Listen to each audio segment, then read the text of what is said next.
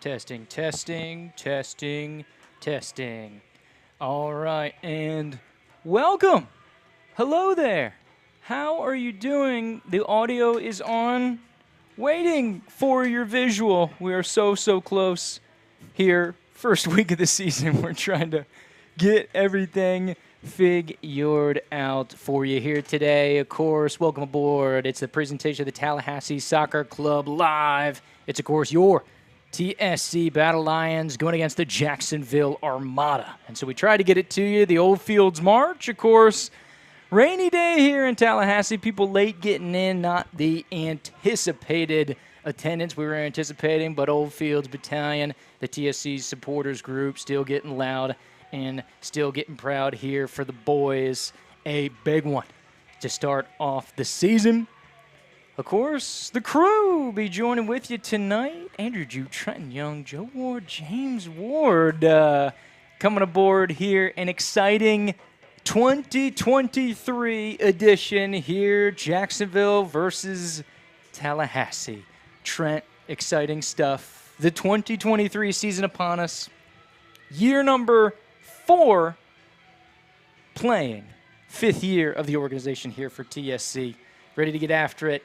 A lot of changes around the TSC program, Trent, and of course, a new era here in 2023. So we're hoping for a lot better results going forward. Absolutely, Juke. This is the first game of the Joel DeCastri era, and I'm pumped. There's a new air around this whole entire stadium, this whole entire club. I come up here to the booth expecting Andrew Jupe to be there when I open the door. It's Joel DeCastri. Surprise. Yeah, I know. He's just everywhere all at one time. So hopefully he can get his players to play like that as well tonight. This is a very different roster than we've seen this is our 3rd season, Jupe, you and I covering this team. And so we've got a very different roster, different starting lineup today as we are normally accustomed to. So I'm just excited to see some new faces, get familiar with some of these players, their numbers and names.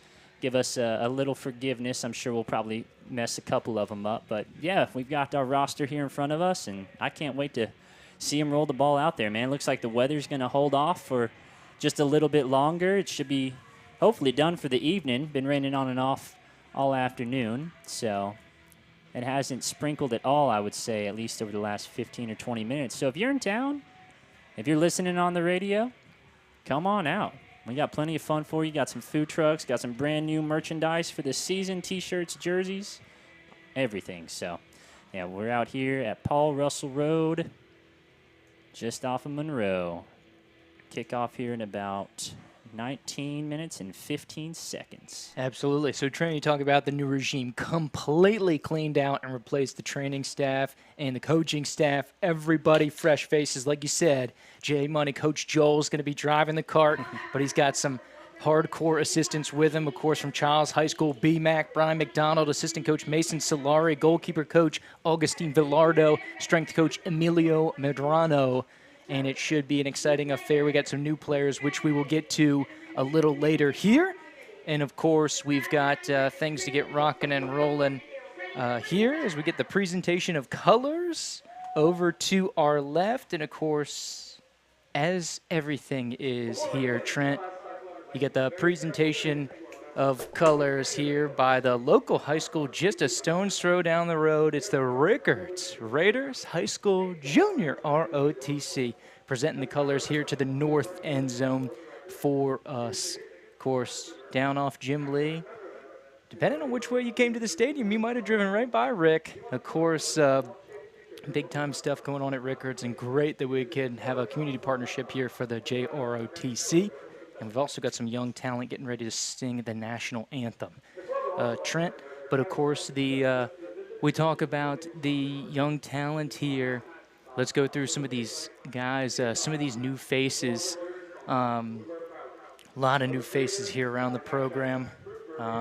Starting off, but a couple familiar faces to the people who've been following the club the last couple years. Trent, who are some names that come to your mind, kind of thoughts, or some old vets that we've seen here before? Well, speaking of old vets, the first one that pops off is number 1 on the roster. That's Cameron Castrua. He actually filled in for this game last year. We didn't have our starting keeper, Bosco Perry, from last season. He hadn't joined the team yet. So we had Cameron Castrua joined us kind of last second. Wasn't really playing soccer, hadn't played in a couple years to my knowledge.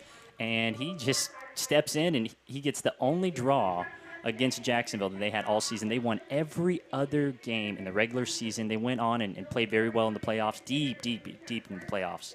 And the only game that they drew until they were eliminated from the playoffs in like the last, I don't know, semifinal round or whenever they got eliminated, quarterfinals, that one alternative outcome was here this game last year against Jacksonville. And Castrua is starting again today.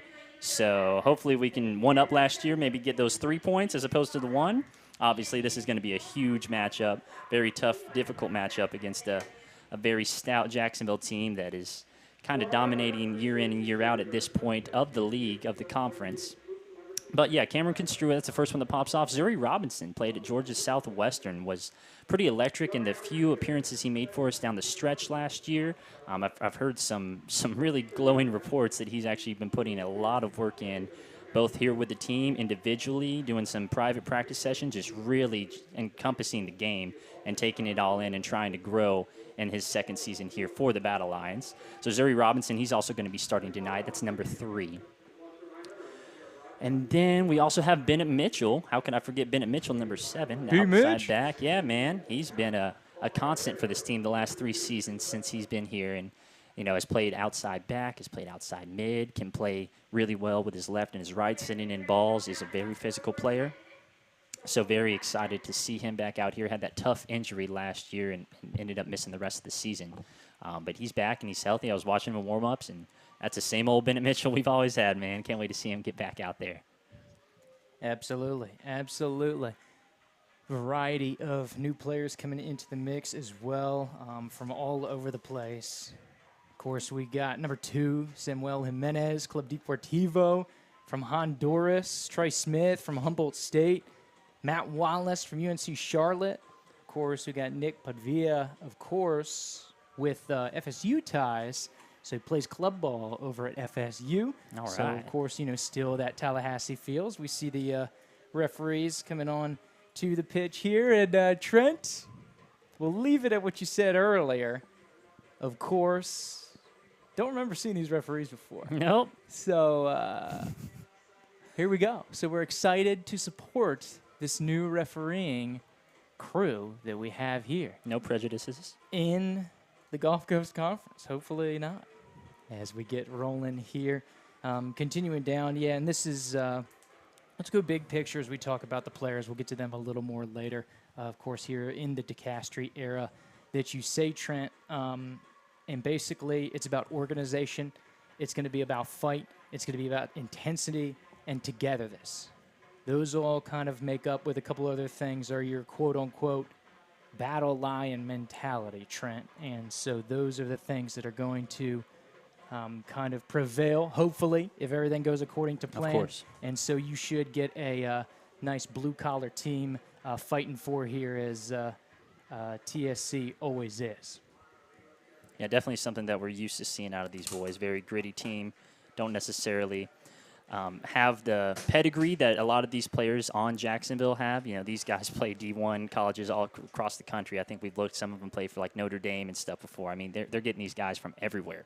And, the majority of our players, not all of them, but the vast majority of the players on this roster tonight are Tallahassee natives, Tallahassee locals. They either just came out of high school or they played high school a couple years ago. They have wrapped up their collegiate careers and they still want to keep playing. They want to support their town, their families, and, they just want to keep playing the game of soccer. So, we're all about that here in Tallahassee. And to see these boys come out here and it just means more to them because this may be the last opportunity that they get to play soccer in front of their friends, in front of their family, in front of a crowd, in front of Old Fields Battalion, a supporters group. So it's just a really big opportunity for these players to come out here and still get a chance to play. And I'm just excited for us to get this season underway here. It looks like there's about just over 12 minutes, almost 13 minutes until kickoff. Tallahassee, let's give it up for your hometown team, the Tallahassee Soccer Club. Well, you heard it right there.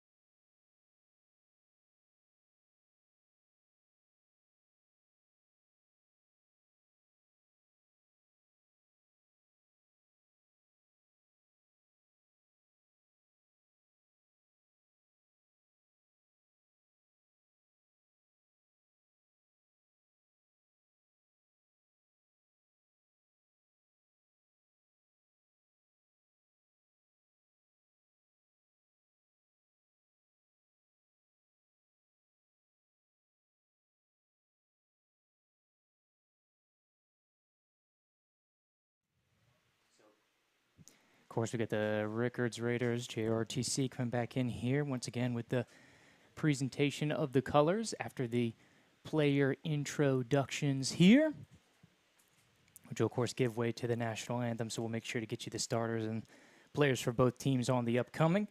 Apologize, little technical difficulties there down on the camera front. Of course, a rainy, wicked day here in Tallahassee. Stormy.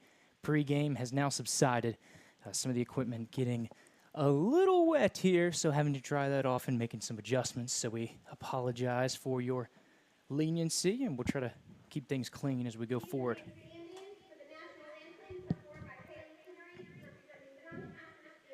And so if you didn't hear, it's going to be Haley Cleary from the Young Actors Theater with the national anthem.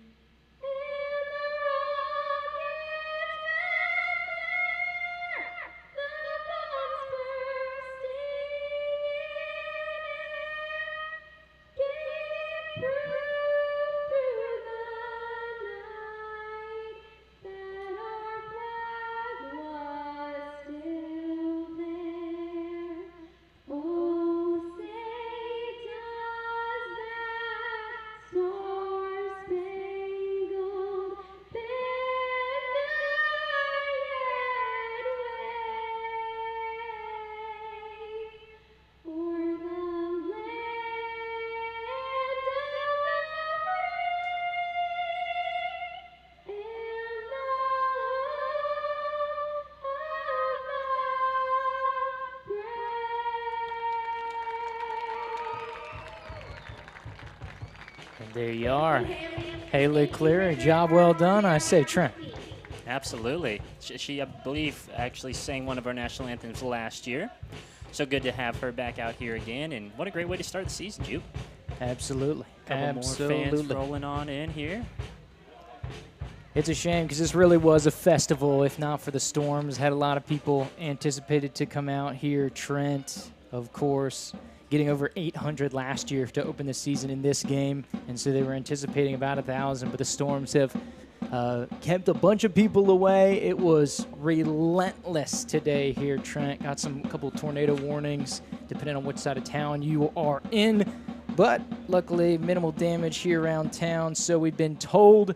And hopefully we keep it high and dry as we get ready to rock and roll here for the 2023 season. So you can see the players getting ready. Of course, that's our boy Shawnee B on the board, leading the 2012 squad here from ASG Warner. They're one of the young partnerships here that Tallahassee's making in the community to grow the game, Trent, and unite the whole community here on the soccer front. So great to see the sponsorship here and partnership as we get ready to rock and roll here this evening. We're about 7 minutes from kickoff here.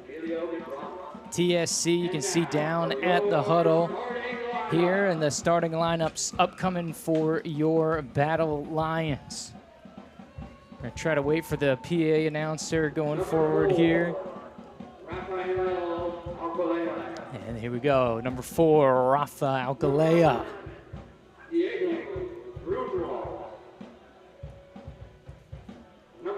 Number 11, Diego Grunwald. Samuel Lara, number 2. Number 6, Kevin Lowe, K-Lowe. He's going to be a fixture of the roster. Here we go, old aggressive Benny Mitch. Hot dog. 22, Connor Perry, one of the new guys from Thomas University, just north of the border. Nicholas Podvia, number 9, of course, Florida State club player. Zuri Robertson, Florida High alum, Southwest Georgia. Trice Smith, number 5, of course, Humboldt State University. And number 8, Matt Wallace from UNC Charlotte. And then, of course, in goal between the pipes, Crazy K. Cameron Castrua played hero last year like you talked about, Trent. Of course, the Childs High School alum way back in the day. He's back in between the pipes in the beautiful pink goalie jerseys here for TSC. Over on the other side for Matt, Jacksonville, Garrity, Thompson, Shanley, Thomas, Tom Richardson, Wes Spencer, and Eludo are your starters for the Armada. In the past, Trent, they played 3 in the back, and from what I've been told, with another year under Tommy Krzanovich, they are going probably to do so the same. Mean attacking team, as we know, Trent, and from any history of the indication of the 4 games we played, you're going to need at least 2. Yeah. So they played here both times that they played us here. 2021, it was a 2-1 victory for Jacksonville here in 2021. 2022 season here at Gene Cox Stadium, a 2-2 draw, which TSC led most of the way. So depending on your progression, Trent, loss, draw, question mark for 2023. We'll see what it has in store. Eludo going to take the kickoff here to start things off. And it should be an interesting, we'll see a different TSC squad. It won't be as direct. It won't be as over the top as you've seen in years past, but it should be an aggressive and it should be a very fun squad. And isn't that what you came for here as we get ready to kick off not only Gulf Coast Conference play, but the large majority of the southern region here for the National Premier Soccer League is on the way here in the 2023 season. Tallahassee Soccer Club hosting the Jacksonville Armada U-23 squad here. Thank you so much for joining us, however you may be doing so, whether on Tallahassee Radio, 93.3 Real Talk Radio, of course on the TLH website, or the Tallahassee Soccer Club YouTube. Andrew Jupe and Trent Young going to give you the play-by-play, the blow-by-blow.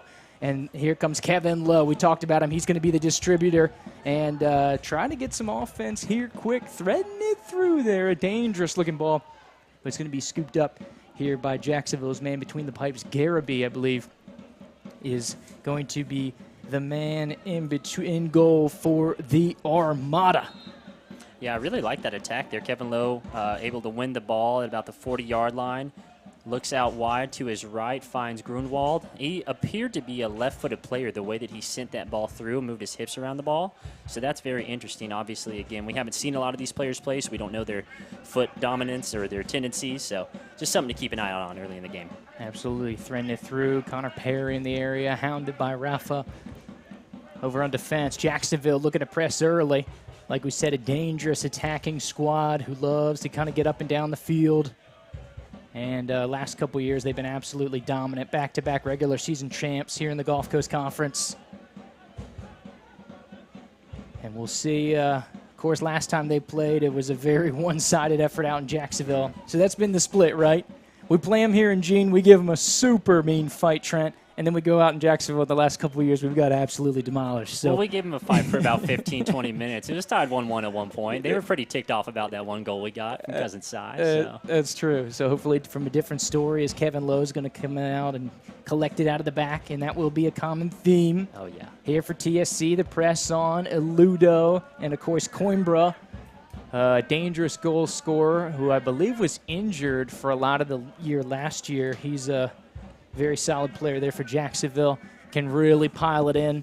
Of course, from what I've been told, their best player, Alexandros Arides, I'm sure you remember him, Trent. He has gone up a step playing professional soccer. I think Savannah Clovers is where he calls home now. So at least we won't have to deal with Arides, the Cretan national. He was a beast last year. Yeah, Kevin Lowe, a little chip over the top, looking for some transition. Connor Perry, the Thomas University man, over to Bennett Mitchell. drops it off, and here comes Kevin Lowe. That's your boy, Trent, and he's got early signs of being your 2023 man crush this year. Yeah, I think so, man. So I found whenever I heard earlier in this offseason that he was potentially rumored to come here, I just typed in a little YouTube search, see what I could find, and he put together a whole highlight video of him at the University of San Francisco. And it is very exciting, and I can't wait to see that same player for these Battle Lions. A good threat here. Jacksonville on the attend. So Ludo now. Well to be dispossessed here by Diego Grunwald. And service over the top, looking for that front line. Here comes Benny Mitchell with the takeaway. The Leon Lions alum. Over the top goes the Thomas University man, Perry, trying to put it on his favorite left foot. Service going to get at the 18. Shot on target, and it's tipped up above. That hits the football crossbar off for a corner kick. I believe the shot attempt was number 9, Nick Padvilla, and he is a dangerous man. Of course, when he can get inside 25 or so yards, and so early TSC threatening, we've got our first corner of the game. Yeah, and I love how he was just hanging out at the top of the box, just hovering, waiting on the ball. There was a run that comes in before him, didn't make contact with the ball, just allows him to be wide open, and got a shot that was on target, went on goal, and now we got a corner. Absolutely, and this is going to be a tactical piece here for TSC, because realistically, Trent, this is not a tall team. This is a team that is stout. And so they'll try to have to get it on aggressiveness and second balls. Looking for Zuri Robertson on the back post. Second 1-1. Kevin Lowe trying to put it on his right foot. Shot attempt. It's deflected, and Pavia gets a rip, but it's going to spill just past the left post. And out for a goal kick. But a productive first sequence for TSC. And set plays, Trent, I know was one of your keys to the game. I think a good-looking set play there to start things off for TSC. Absolutely. I love how Kevin Lowe is just like the running back. He comes to wherever the ball is, and we just hand it to him, and he just goes and dishes it out. So I just really like Kevin Lowe there on that play to get his head up and keep the play alive and able to get a couple shots off.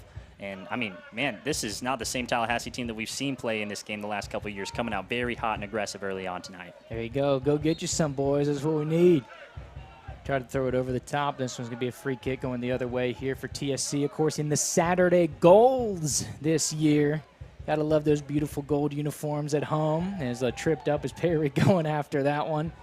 And they say play on. Of course, early slide. The old foot drag here, Trent.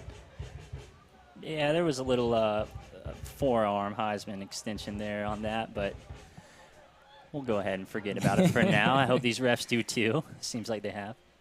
Cycle this one back. It looks like Redmore, I believe, for Jacksonville. Touch here, goes centrally to Charlie. Tried to thread this one through. There's Coimbro. He's going to be number 10. He's up top right now. Going to be a danger man here for TSC. If you're looking to keep an eye on somebody, good pressure there. I believe it's Perry getting on the goalkeeper, Garibay. And a nice challenge threading through there. And looks like a dangerous play with the kick there. So K-Lo looking to get things rolling, but a little bit of hold up here. So we'll cycle this one back and settle down a little bit. So early on, I mentioned that Bennett Mitchell played out wide a lot. He's playing very centrally right now. It looks like he's a true center midfielder for this Battle Lions team. So I really like that. That gives him opportunity to get the ball a little bit more and to make more plays out of it. Here's Kevin Lowe on the set piece. From 55 yards out, TSC, a little set play going from about 15 yards out. And Jacksonville's going to spill it out of there and just dump out of possession. Looking for Ludo up top, and it's going to be cleared well by K-Lo. A high, towering, twisting ball by Thompson. Will be fielded well over on the far side. I believe that was it Trey Smith, number 5? I believe so. I know some of these uniforms, like the 2s, the 5s, and the 6s, are all pretty tough. The 8 and the 3. It's tough. Yeah, basically all of them that aren't straight vertical. Good little jar through there. And that's going to be a free kick going the other way. Diego Grunwald with the poke away there. Let's see if he's right or left. For TSC. Oh, never mind. Yeah, look to send it away. And is this Jimenez? Jimenez Lara trying to set it up, get yourself a couple yards. Nice little gamesmanship there. I mean, the center ref was 20 yards away. Might as well. There you go. Send it.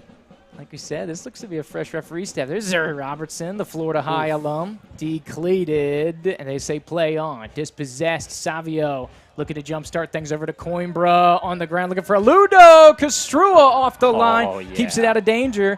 And there's your facilitator, K-Lo, coming back to clear this one out. Jacksonville tries to trap it in with a left footer by Thomas to keep it inside the box, but TSC will possess. B. Mitch. He gets corralled down to the ground, and it'll be a free kick coming out for TSC on the defending half. And Trent, it seems like we're light speed into this one. So much has happened, and we're only just now getting into the 9th minute of action here at the Gene. Absolutely incredible. This game has started much slower from both sides in years past, but obviously Tallahassee with a lot of new players trying to prove themselves, trying to earn roster spots or keep them, I guess, since they're already on the team. But, yeah, I mean, I'm just loving this physicality that we're playing with. We're coming out, and we've got intensity, and we're not trying to draw tonight, Jupe. You can tell these boys want to win against this Jacksonville team. Absolutely. Sliding effort for Jimenez will pile it back for a free kick. So Jacksonville West will restart things here for the Armada. Like we said, they're the royalty of the league, Trent. Back-to-back regular season champs. Made a run in the MPSL. I believe they went to the Elite 8. Getting undone by Tulsa Athletic, I think, who ended up being a Final Four team. But it earned the Armada spot in the U.S. Open Cup. So this, of course, in our little section of the country in the Southeast, Trent, this is your team to beat here. And this is a great measuring stick for TSC and is always a great early season challenge that they put forward here at Gene Cox Stadium versus the Armada. So this one's going to be stepped up by Jimenez. Zuri will collect, look to distribute. It's beautiful looking ball. A little too much heat on that one, and Jacksonville able to trap back and go on the counter here. TSC getting back in numbers here on the far side. And here comes Akalea with a nice challenge on a Ludo. And it'll be out for a TSC goal kick, and Castrua will get us rocking and rolling. Really love that play there from Alcalea, excuse me. He kind of wanted to slide, you could see for a second, and then he backed out, and he's like, you know what, I'll just shield this guy, and then, you know what, he's right on me. Let me just give him a little shoulder and make sure he doesn't get the ball back. Send it over the top for TSC. Here's a little long ball. Shades of the early era, looking for Perry up top. Nice dispossessed by Padvilla. Robertson now with a little adventurous take and turn back to Kalo. And TSC calm and collected, and this is something that you didn't see much of last couple years, building out of the back on the ground.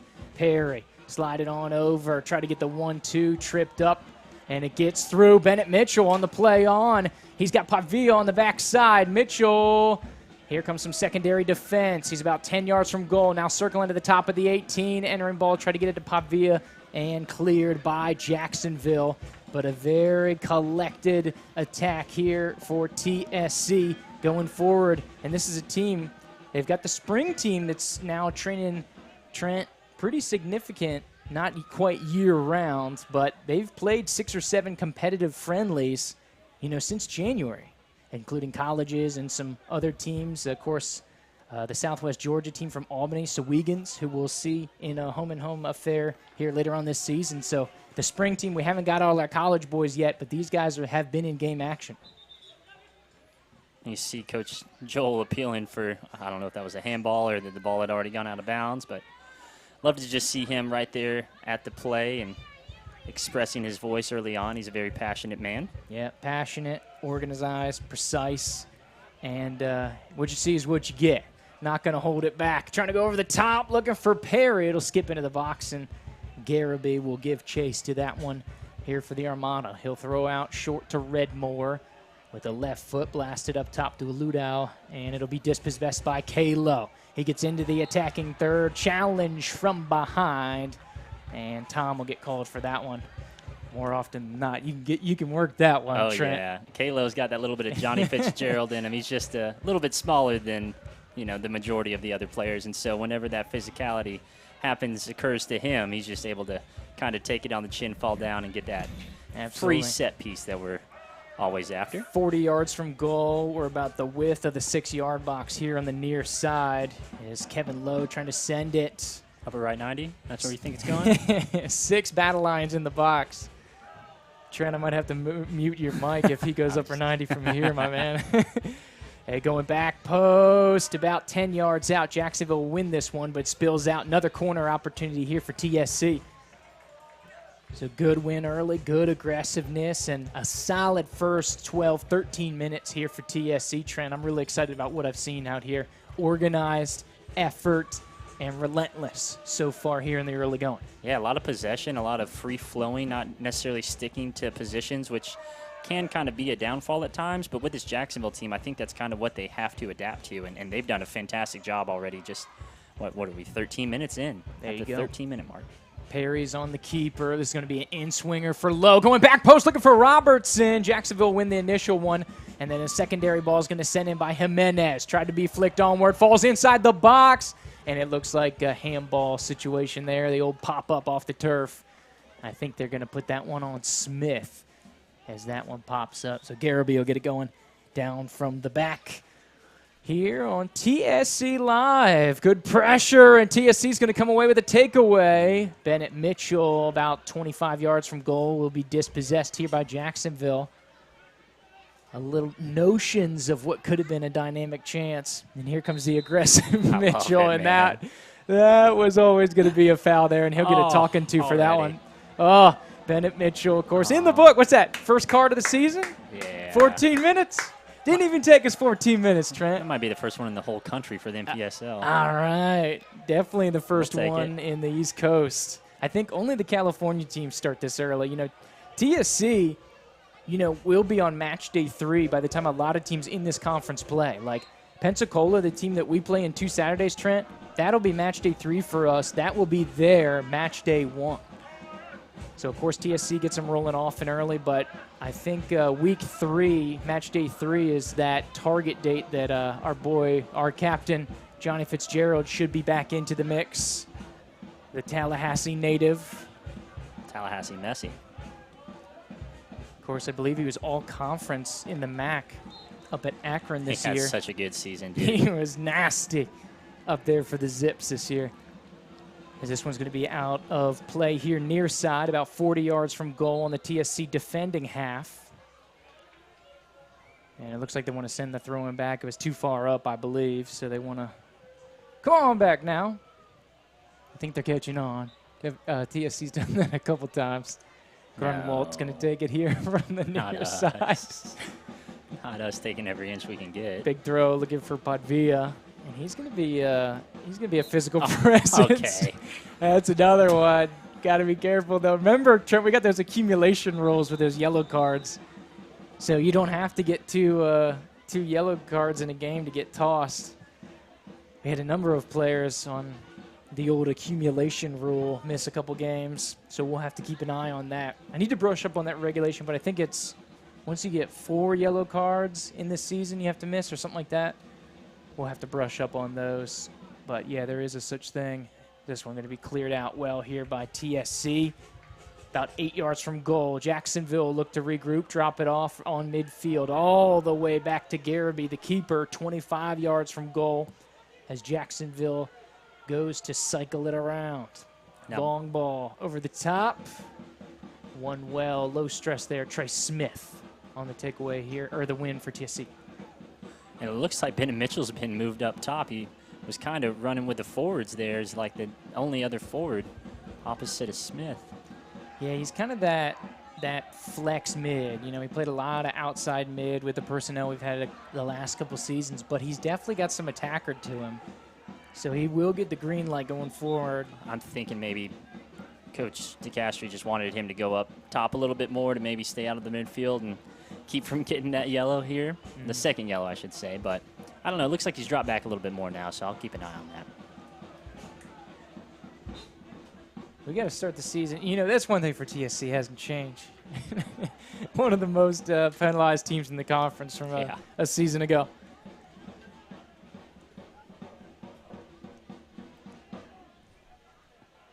So we get to resume in action here. Nice little takeaway. Padvilla with a nice rip. And looking to cut in against plays. Triple team by a bunch of Armada. Drops back Jimenez. 25 yards from goal. It's about 5 yards above the upper 90, but you got to love the aggressiveness and adventurous. That's what Coach wants to see. He said, I want guys who want to go after it. Want to make moves. Looks like he's got 11 out there right now. What do you think? Making moves. Yeah, everybody said Chris Drew. I don't want to see Chris Drew go on an offensive spell. We don't want him to be Bosco. Yeah. Nothing wrong with Bosco, but there were definitely some we called him the gambler, Kenny Rogers, for a reason. Oh, yeah, Kenny Rogers, Bosco Perry. The Madrid man, he was a lot of fun. He was fun. He gave us a lot of great moments. For sure. And we want to kind of give, as we go through the broadcast, not only, a slide there, but they say he didn't get much ball. So Grunwald going to get tagged up. And this is a dangerous one, 25 yards from goal. And if I remember last year, Coimbra is a pretty nasty free kick taker. So if number 10 is on the ball. But this, I mean, if you got somebody with a mean hook, Trent, 25, this is gettable from this difference. And how about the stadium? Starting to fill in a little bit, Trent. Would you get a second card? No. Okay, I'm sorry. I saw the center ref hold her hand up. I couldn't tell if she was giving someone a card or not. I don't believe so, because she'd be writing it in the book right now, and that is not happening. But so is this Coimbra number 10 on the right? Obviously, it's 15 Savio to the left. Yes. But that I is believe Coimbra in the it's pink cleats. Yes. Coimbra, yeah. He's left-footed. He had a nasty one against us. It's a rip eaten on the chest. A great effort by the TSC wall. Tried to keep it in play was Padvia, but a good effort by Grunwald, and there's the aggressiveness. That gives something to TSC to cheer for, and that's something that the Old Fields Battalion and the crowd can appreciate. And that's what you want to see. Relentlessness on the ball is going to be one of the themes here for TSC this year. And just one thing I wanted to say real quick, when that set piece was about to happen and we're setting the back line and the center ref is talking to everybody, Kevin Lowe is like yelling at one of the other players and telling him, like, dude, get that ball out of here. Like, they can't take this quick. Like, you got to make sure this ball is not around right now. So I just love that heads up, that awareness. And, you know, you can just tell that even though Johnny Fitzgerald is our eternal captain until he decides to step away, looks like we got an alternate captain out there right now wearing number 6, Kevin Lowe. There you go, K. Lowe. He's a money man. Tell you that much. But fans starting to pile in here, like we said. Trent, definitely in the hundreds, plural now. Of course, due to an incident last year, we had to throw the visitors over on the other side of the field. That's all right with me. So they're over there. So hoping to avoid such shenanigans here. Of course, we got our boys from Archangel Security out there roaming the facility. So shout out to our boys from Archangel. They'll be making the patrols here. More from them later. Over the top, good win by Jimenez. Bennett Mitchell now on the attacking half for TSC. Will be spilled out of play in front of the Jacksonville bench. TSC about 40 yards from goal. Throw in. Square back to Perry. This is Kevin Lowe. Going to go all the way back to the back line. Now TSC back on the defensive half. Jimenez with a touch. Going back centrally here. Looking for K-Lowe. But this one's going to be dispossessed by Jacksonville. Tom on the ball now. Try to get a through ball here to Thomas. He's into the 18. Dangerous positioning. Chested down. Great positioning and great way to keep the hands out of trouble there. So dispelled the initial rush. But how about Alcalea getting the chest down, making sure the hands are out of the way? That is dangerous, dude. It was close. But, I mean, it was kicked right at his chest. If it did hit a hand, and it may have, there was no way he could have moved it. Thomas just ripped that ball in at him. And if I don't want to bring any bad mojo, but if it comes to it, we've got a related statistic from a sequence very similar to that from last year, season ago. Jimenez gets us off and rolling. And this is going to be the first ball won by Jacksonville. They'll track it back to their defensive half, back to their back three, like we said, that they like to play. Shanley here will cycle it out to the perimeter, now over on the far side in front of the Jacksonville supporters. West with the touch here for the Armada. Coimbra, a naughty service, is going to go all the way through, but the wet turf is going to take this one over the end line here to be out for a corner kick. Trent, I think if it didn't rain this morning, I think that ball stays in. I believe so, Jupe, but... Oh, deflected by TSC, my bad. So it's out for a corner. So that makes sense why Thomas let that one ride a little bit. Man, that's kind of scary. We're playing 3 in the back as well as Jacksonville, but Thomas has probably got more pace than anyone on this field right now, so have to keep an eye on him making those down-line runs. Dangerous ball from Coimbra. This is an emphasis a season ago was set plays, and Thomas gets a foot to it again. Clean, wide-open volley. And Trent, that's one thing that's been an issue here over the last couple of years is marking on the back post. Trent, when you look at the film, the vast majority of those free runners at the back post absolutely dismantled TSC season last year. Nice little give and go. Looking for Mitchell as Perry chests it down. The Thomas University man to the Leon Lion alum. It'll be cycled back here for Jacksonville. They'll look to calmly and collect, but hey, this Thomas dude, he's pretty mean, Trent. Yeah, for Jacksonville, number 6. He didn't get marked in the box. He was wide open, and the ball came to his left foot, and that's a little scary. You don't want to give up a free wide open shot off of a set piece, particularly a corner in the box. So I don't know if we'll have somebody kind of try to shadow him more specifically. We got Connor Perry's over there on that right side now, but obviously Thomas has dropped back to defend.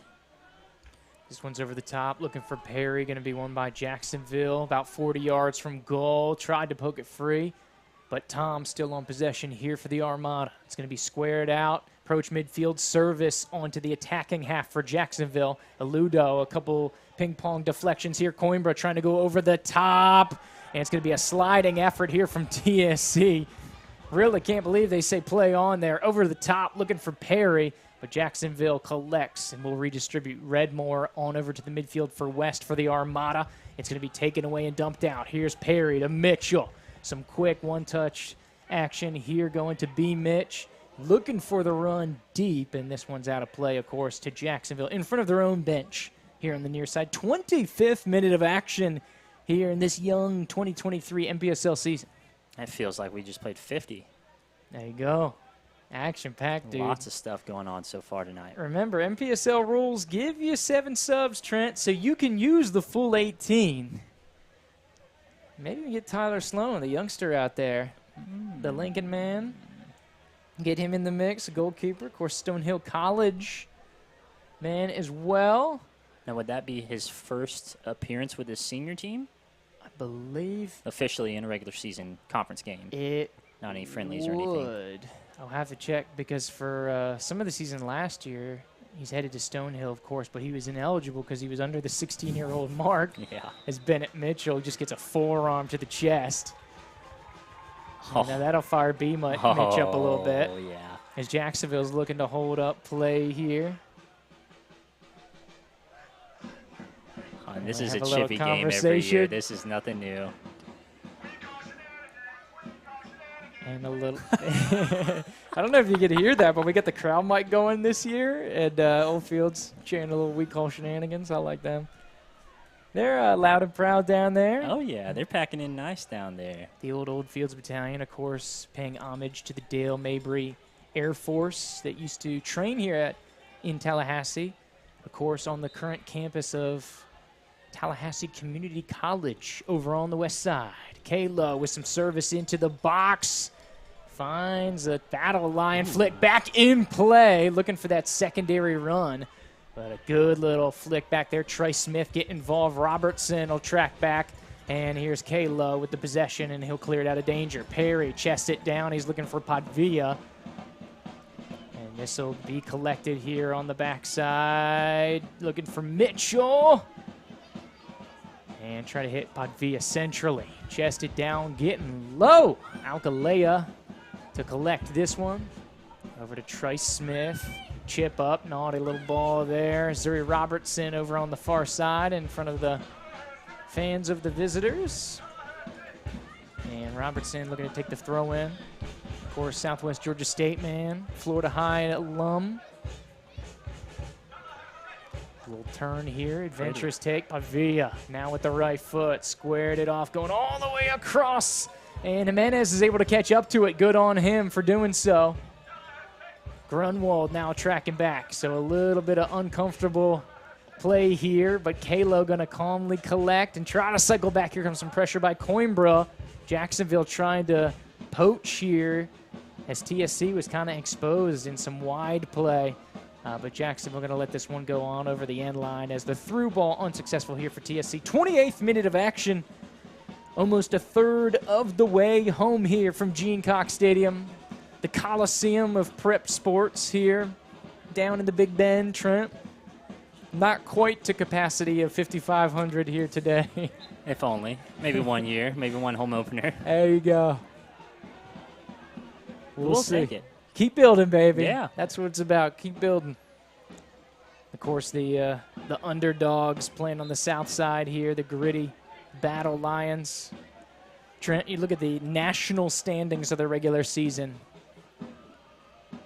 94th out of 94 of teams that played games last year. And Jacksonville is the number 1 out of those 94. So you couldn't get a bigger mismatch by last year's metrics. But a new chapter has been turned here from TSC. And 29 minutes showing that, Trent. But, of course, you got to score goals ultimately. And from what we've seen, it's going to take at least 2 here to get a result versus Jacksonville. Yeah, I mean, with Jacksonville starting a little slower, I'm not saying it'll stay like that the whole game, but, you know, we're right there with them in this game, Jupe. I mean, there's really not much difference between the two teams so far. We both have dangerous set pieces, corners that have resulted in decent shots, and so, I mean, we'll see. A lot of game left to go, but maybe it's just one tonight. We'll see. I mean, Krasanovic has got a reputation of making some great halftime adjustments, and Jacksonville was a supremely average team, if not below average, in the first half of games. Granted, they were elite in the second half, and they would go off on teams, but over the course of the season, until really they get to the conference playoffs, they were very slow starters here in the early going. Over the top, only the second one, I believe, that Kastrua's had to come get here. And 30 minutes into this matchup, Cameron Kastrua going to roll it off here for Rafa Alcalea. Of course, the man playing for Honduras club team, Club Deportivo Sedin, for those familiar with the Honduran soccer scene. Ludo, cycle back around, good step by B. Mitch. On the pressure here, Jacksonville inside the center circle, but on their defending half. Spills it on out near side to Redmore. Cycle back around, 45 yards from goal.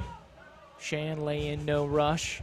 Threads it through to the midfield to Savio. He was a dangerous player. I remember him from last year from the Armada. Physical challenge with K-Low. And looks like Battle Lions come out victorious as they win the free kick. And victorious because K-Lo pops right back up. True. But Bennett Mitchell, he's kind of playing like that false 9 striker, kind of center tacky mid. I thought he was more of a center mid earlier, but he's hanging just off of those wingers and forwards up top. And I really like him there. We've never seen him play centrally like that before, at least the last 2 seasons. And I think it's a really good look so far for Coach Joel and the Battle Lions tonight. Yeah, it's wild. I would love to see Johnny kind of fall into that little placement here once Johnny gets into the fold. But it almost looks like a reversal. So you got the front line, you got the back line, and it looks like K-Lo, for fans who've been around for a couple years, he's in that Cameron Earls kind of like Aaron Wimberly, stopper, Wimbo. kind of deep defensive mid position who kind of floats around and has a lot of freedom. And it looks like there's an equal and opposite player on the offensive end as an attack spilling here for a Ludo, and he tries to chip it over Kastrua and does. Dangerous interaction, but his chip over the big man is too tall, and the size of Kastrua maybe keeps that one out, what could have been a little more dangerous than it was, Trent. But that was a wild spell there for the Jacksonville faithful. That was woof. One of their better chances so far. True. But yeah, kind of going back to that point, Bennett Mitchell, kind of that floating, kind of in between that third and fourth level of the formation, or second and third level, if you will. It seems a lot of liberties there. K-Lo, we talked about him. He's going to jumpstart the attack. Service over the top, looking for Perry. He's been an important guy to target here, the Thomas University man. Just about 45 minutes up the road in Thomasville, Georgia. He plays his college ball. Heard they had a pretty good season this year. I think they won the conference, if I'm not mistaken. Gotta love those. They're actually our closest men's collegiate, full-fledged collegiate team up in Thomasville, Georgia. Of course, Florida State University in town only having a club team, so no senior team to pluck from. You know, the boys over on the First Coast You've got UNF, you've got Stetson, you got a number of JU, JU, number of Flagler. a number of good second and, of course, D2 programs with Flagler just in that metro area. As you know, what Jacksonville is about roughly 6 times the size of Tallahassee as this one gets threaded through, at least population metrics. Of the city, not at the games. True. True. I mean, despite the poor results over the last 2 seasons, second to last and last in 2021 and 2022, best home attendance in the league 2 years running, baby. Unrivaled. If nothing else, the people love their Battle Lions. We really would have been pushing 1,000 out here if it's a bright, sunny, 75-degree day tonight. So Sunshiny day. that's all right. Hey, I'll take the overcast skies, man. We're building. Keep it a little cool. I'm not sweating up here tonight. But how about the faithful that did come out? I see a lot of rain Yes. jackets. We saw Old Fields, we'll say tailgating out in the parking lot. They had the tents up through the rough storm. They were out here as early as 4 o'clock, getting things rolling. Service over the top. There comes Dangerous Thomas again. He gets a shot on target, and Castrua, another save. I think that's second scored save, right? Yeah, there was one where he dove and got a hand on it earlier, but it was cleared. So that's the only one that he's actually possessed. Or second one, sorry, that he's actually possessed after a shot on goal. Drop back to Garibay, excuse me. Service over the top. Robertson does well to chest it down. And Robertson, I remember watching him in high school down at Florida High, and the maturation of his game has just been immense the last 2 or 3 years. Really loving what Robertson's doing, and rewarded with the start tonight. Excited to see him evolve into this NPSL season. Nice little control here from Mitchell as he's hounded, and he'll get in a little pushing match here with Thomas. B-Mitch never wanted to shy away from a challenge. Not a one. Never, ever. He'll break his ankle. He'll get a yellow card or red card, but he's not backing down, man. Go back, I love it. go back last couple seasons. Number 7 flying around out there, Bennett Mitchell. He's a frequent flyer on the all-physical team here for TSC. Out of play in front of the Jacksonville bench. They'll get it rocking and rolling. Connor Perry, 30 yards, back to goal. Drop it on out. Great little through ball. Kevin Lowe, 30 yards from goal. Looks to spin away. Back to goal and try to reset. They'll switch sides of the field now as he drops it off calmly to the defense. Jimenez squares it on out to the far side to Trice Smith. Service over the top, looking for Padilla. And a high bounce, but Garibay with a good vert is up to the challenge here for the Armada. And I really like the Battle Lions getting the possession wide there on that last play, sending the ball out left to Zuri. I just wish we could have maybe brought it all back around, just kind of spread this Jacksonville defense out, keep them on their toes, make them run a little bit more. You know, the more possession you have, the less time they have to be on the ball to generate attacks and shots. So just like to see the Battle Lions kind of hold on to the ball a little bit more and have a little bit more methodical possessions. But this has been a phenomenal first half so far. Heavy touch from Aludal, but he's able to keep it in play. Looking to cut back against the grain. He's going towards the center. Gets some reinforcement. Zuri passing him off. Shot from 25 out. TSC Jimenez. Good step on that one. Jacksonville on the attempt, but Coimbra's going to pass it back to midfield, and they'll cycle it around the back line. But a quick counterattack. And we talk about these Jacks boys. They don't need a bunch of real estate. And I think we know our big 3 here, Trent, Coimbra, Eludo, and then, of course, as we have here, Castrua out of goal. Beautiful sliding challenge there by Alcalea. Had to have it. And this will go out for a Jacksonville corner. But Eludo, about 20 yards from goal, has a clean shot if he tried to chip Castrua there. Dog, I thought we lost Bosco Perry. What was that? That was crazy. That was wild. Yeah, it was shades of Bosco, the gambler. But Castrua, it works out. I mean, it worked out. Temporarily. So we'll see corner kick coming here. It's going to be a right-footed in-swinger for Jacksonville going towards the back post. 6 yards out. Thomas is open again. And it does not get through. But the second consecutive corner, Thomas has been absolutely wide open on the back post, Trent. And that's been an issue over the last couple of seasons. And playing out there. So I'm sure Coach Joel put a little pin in these kind of set plays, get these rocking and rolling, and TSC luckily dodged a bullet there because that one, as opposed to the other one, which was a chest-high volley from 15 yards, that one is about a waist-high volley from the corner of the 6. So a much more dangerous attacking position there. Perry giving chase, but some physicality here on the near side on Savio, and it looks like Jacksonville's going to win the free kick. Looked pretty shoulder to shoulder to me. Referee didn't think so. Probably had a different angle than I did. But, yeah, I mean, if you and I up here in the booth are seeing that Thomas is getting open on these corner kicks, I guarantee you Joel DeCastry's seeing it. He's going to go and let the boys have it. Get in their heads, get in their ears, figure out what's happening, why this guy is being left open on all these set pieces. And we've got another set piece here, free kick from about 36.5 yards away. Trying to get Kevin Lowe to back up a couple yards. Kevin's saying, West. where was that when I had the piece? West, the righty, going to get it in the danger zone. One about 8 yards out, dead in center. Beautiful positioning. Good take by West there. Perry trying to break out, put a little pressure on the back line. Heavy collision. And that's definitely going to be a free kick. Perry crashing through. Quick send. Coimbra looking to go. Castrua coming up with a save, but they say bring it back. Referee in the middle didn't like the placement of that one here. 39th minute of action, Trent. 6 and change to go before halftime. Momentum seems like it's shifting over to Jacks a little bit more with these set pieces they've got in the last 5-10 minutes. But, it really just takes one counterattack to get the Battle Lions the momentum back. So hopefully they can do that here after the ball gets sent into the box. Vice versa. Jacksonville also a couple dangerous spells, though, but definitely not as lopsided as it was a season ago. Oh, no. Tallahassee had 2 shots on goal last year in this match, and they scored them both, Trent. Yeah.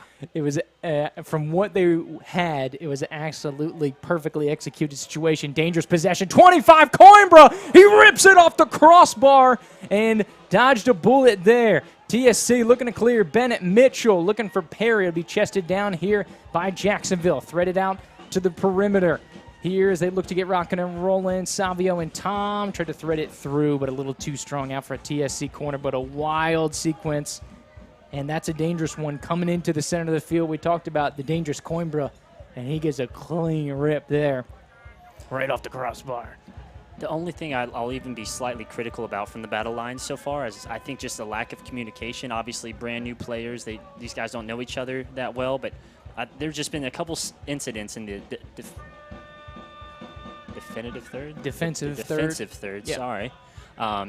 Where guys' mouths are being closed and they're not communicating and figuring out who has who. So Service coming from the far side, looking centrally, one well. It looks like by Trey Smith, chested down here to Mitchell. Tries to cut against the grain.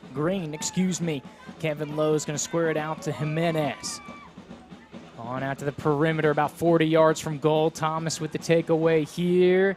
And this one will continue to go. Bennett Mitchell, service, looking for Patvilla. It gets to his right foot. He collects a second ball after Jacksonville won the initial one. Spencer looking to clear, and he'll cycle it back to Garibay and collect.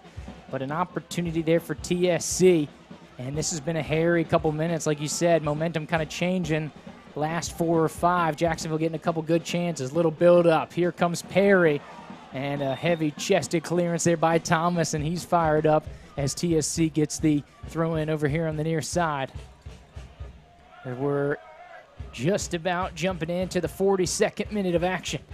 Throw in, chested back here from Perry, and there's Mitchell, service. Kevin Lowe, 12 yards from goal. The target, left-footed effort, will spill just right of the post, and it'll twist out for a goal kick. I believe that was Matt Wallace with the left-footed attempt.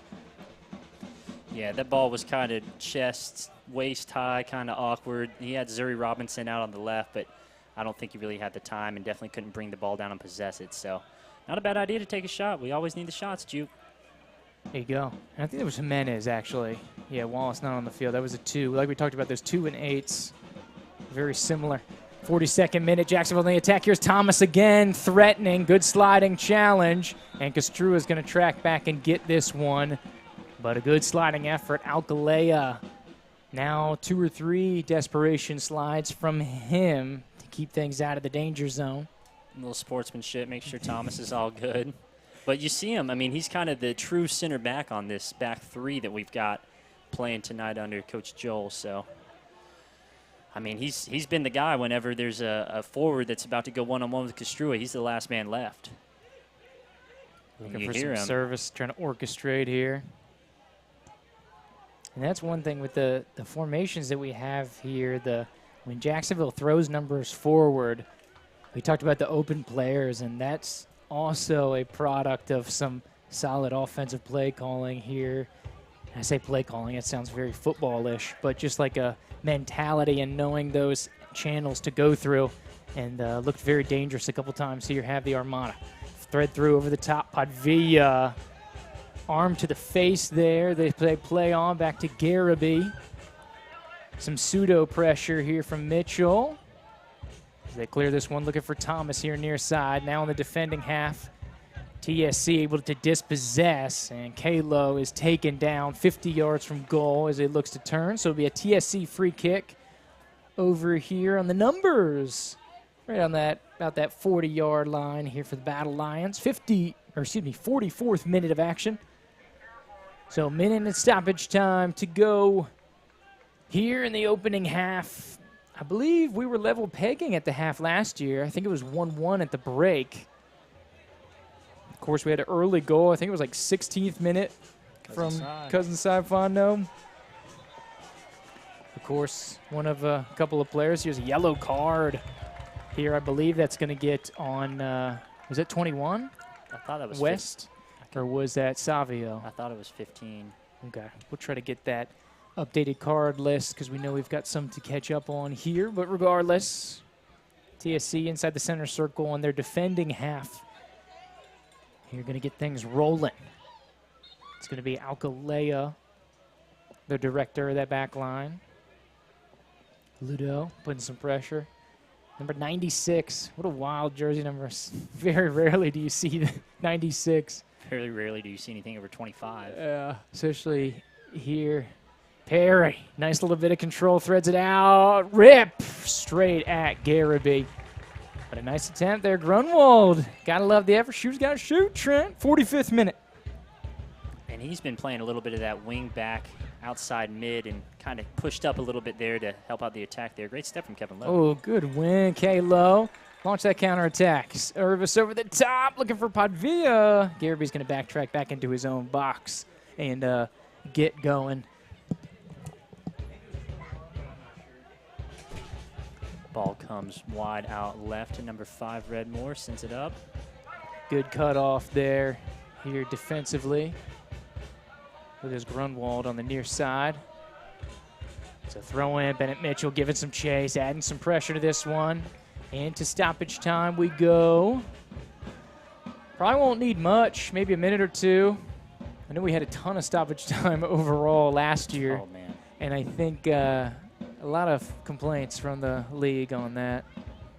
It wasn't inaccurate, though, so I was okay with it. I know a lot of people were pissed on how much stoppage time there was, but I think from the estimation and based on gameplay, it was pretty accurate from me, my perspective. I also think the referee crew has been pretty solid so far in this first half, Trent. I don't have any complaints. There It's you been go. pretty even both ways, I'd say. 1 yellow card each. I'll take it. Centering ball here as Jacksonville cycles this one around. Shanley. Cycle around here as we get now minute plus into stoppage time. And that's all she wrote. That's all we need, Trent. 45 minutes. And 1 extra minute of the stoppage time. So we're going to get ready for you here for halftime as the Battle Lions 0, the Jacksonville Armada also 0. Here, I guess quickly, Trent, before we jump out and run, do some radio business, as it were, here and run some commercials. Quick thoughts here, the first half of action. I just love the intensity and the effort. I mean, this is a game that Tallahassee's kind of let Jacksonville, I don't want to say take from them, but, you know, they haven't come out and matched the level that Jacksonville's played at the last 2 seasons. I mean, last year we did get the draw, but we came on. Well, I guess Cy did score about 15 minutes in. I can't say anything there. Yeah, I don't know. I really like the formation that we have. It seems to be working. It's able to shut down Jacksonville thus far. So I'm really liking the way that Bennett Mitchell's been deployed, Kevin Lowe. Obviously, we got some new players in the back. Jimenez Laura, he's played pretty well as, who's our main center back there? The middle one, Alcalea, yeah, forgive me. Yeah, he's actually been the standout defender for me so far. So, yeah, it's been a good half for us. We're limiting Jacksonville's chances. Outside of, there was that 1 5-10-minute period right before the end of the half. But outside of that, I think that we're right there with them, man. This is anyone's game, and it certainly could be ours. Absolutely, absolutely. So I know you got to keep an eye on it, Trent. We'll be looking for some nominees here. We've got some excitement coming up later. Make sure, I know, for those of you at home or for those of you maybe tuning in to the game, we have a man of the match that we're going to be voting on here. Of course, we'll be posting that at the 60th minute on the TLH Soccer Club website. We should have those probably about 10 or 15 minutes after the game goes final. So I think we'll still be in the post game, hopefully, when that gets going. Of course, shout out to the history of the Battle Lions. Cameron Earls there, a former star. Legend. He was man of the match quite some time in his tenure, Trent. Yeah, quite a few man of the matches considering how many games played for Cameron Earls. Very high percentage there. So, of course, make sure to check out TLH Soccer Club. You can actually see it now. It's actually on standby at the top of the website here, and will be just under the feed link. It says, who is your player of the game? And it says this will be filled in at the 60th minute. So, of course, about 15 minutes into the second half, we'll get that voting going as we have some birthday celebrations going on here for the kids. Of course, a great opportunity. While we have the chance, Trent, don't forget, hit those season tickets, hit those single game tickets. Bring the family out. Kids under 13 are free, baby. All the games played here at Gene Cox Stadium. Adults, 10 bones. Get some food trucks here. You know, we got your boys. What's the Sugar Fix out here, Trent? Slinging those snow cones. I think they got 10, 12 flavors out there for you. That's probably where Cousin Cody ran off to. There you go. We got some good local fare here, but a great atmosphere. And you can see, even when it rains, the people were loud and proud. But, of course, couple weeks, May 20th, we'll be back here at the Gene versus Southern States. And a couple midweek games, of course, versus a New Albany team who's going. Then, of course, New Orleans, Roots, Pensacola. How about that down the stretch? You look at those last two games in June, will ultimately be potentially some deciding matches in the 850 Cup. The last two games played in the 850 Cup will be played here at the Gene within a span of 5 days. Of course, with the Roots on the Saturday and Pensacola on the following Wednesday.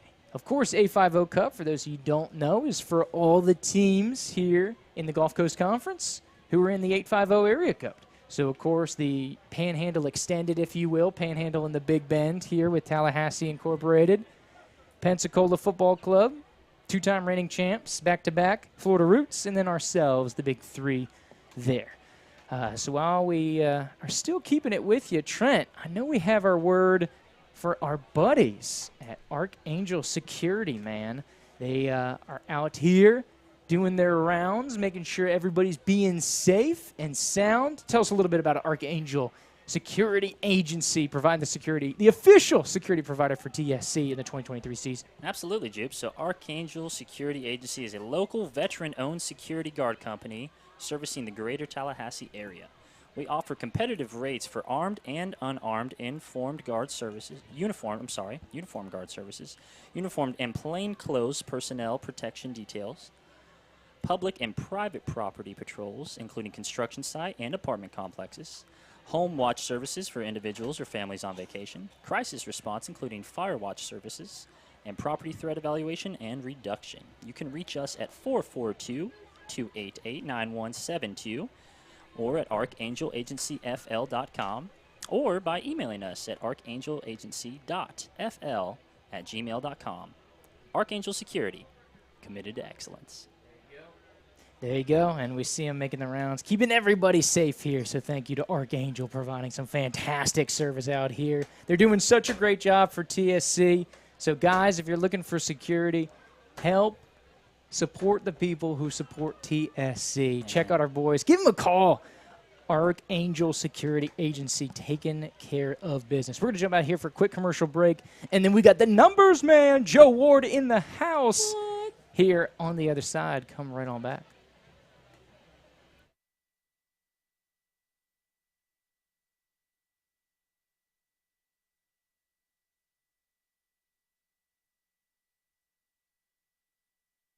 When we approach an issue, we approach the issue as one entity. Our team comes from all types of unique backgrounds. In any given session, there's probably not an issue that some member of our team isn't involved in. When folks in government are interacting with our firm, they can always be assured that the individual who's talking with them is pushing the policy that they truly believe is the best and right policy. We have such a wide variety of areas of expertise. Rarely do issues fall just in one silo. Having people who can address all the different parts of the problem is a big win. The difference in our firm is we truly are a team.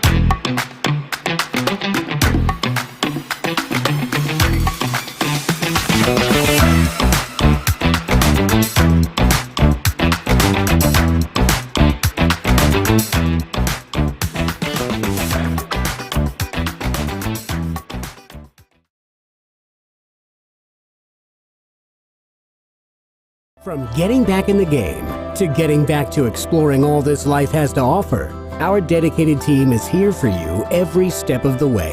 With a patient-centered approach and unparalleled orthopedic and sports medicine care, our team of 70-plus physicians and providers are here to help you live a healthy and active lifestyle. With over 225,000 patient visits a year and servicing North Florida and South Georgia, you can trust TOC for all of your orthopedic needs.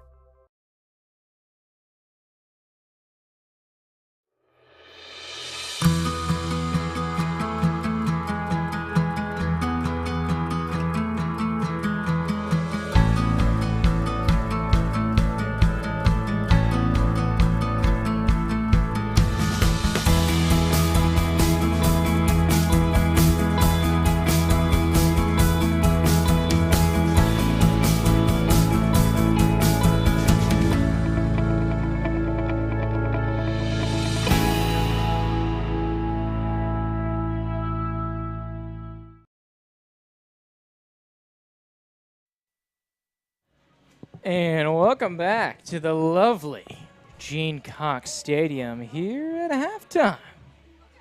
Is it halftime? Do we know that it's halftime? We do. There it is. Rock and roll halfway home. Does anybody want to win this game? Andrew Jupe, Joe Ward, James Ward, Trenton Young bringing you the action here tonight. Welcome to the booth, my man. The numbers, man. Joe Ward. First of all, Joe, you got a couple minutes. Any quick thoughts before the numbers? Or would you like to wrap the numbers up with a nice little summary and analysis? We'll wrap it in there. I knew it. I knew it. Well, what do we got? All right, shots on goal are actually even 3-3, but I think Tallahassee has a little better shots on goal than Jacksonville. Jacksonville had one or two that was a little wild. The throw-ins and side-outs is 16-11 Tallahassee. Corner kicks 3-2 Jacksonville. Fouls, and it's kind of been a bit of a physical game, 10-9 Jacksonville. Oh yeah, physicality is one of the names of the game, Joe. Yes, sir. Goal kicks even at 5.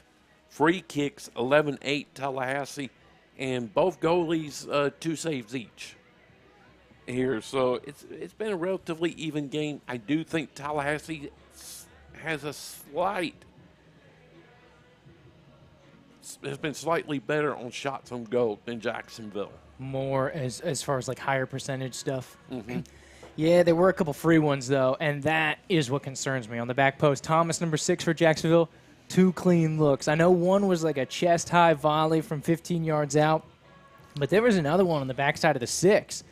But the moral of the story is this is off set plays, and guys are open on set plays, and that is a point of emphasis last year No. that really, the back post defending was something that really unraveled the season last year. You look at the vast majority of the tape. Look at the tape yourself if you want to go back.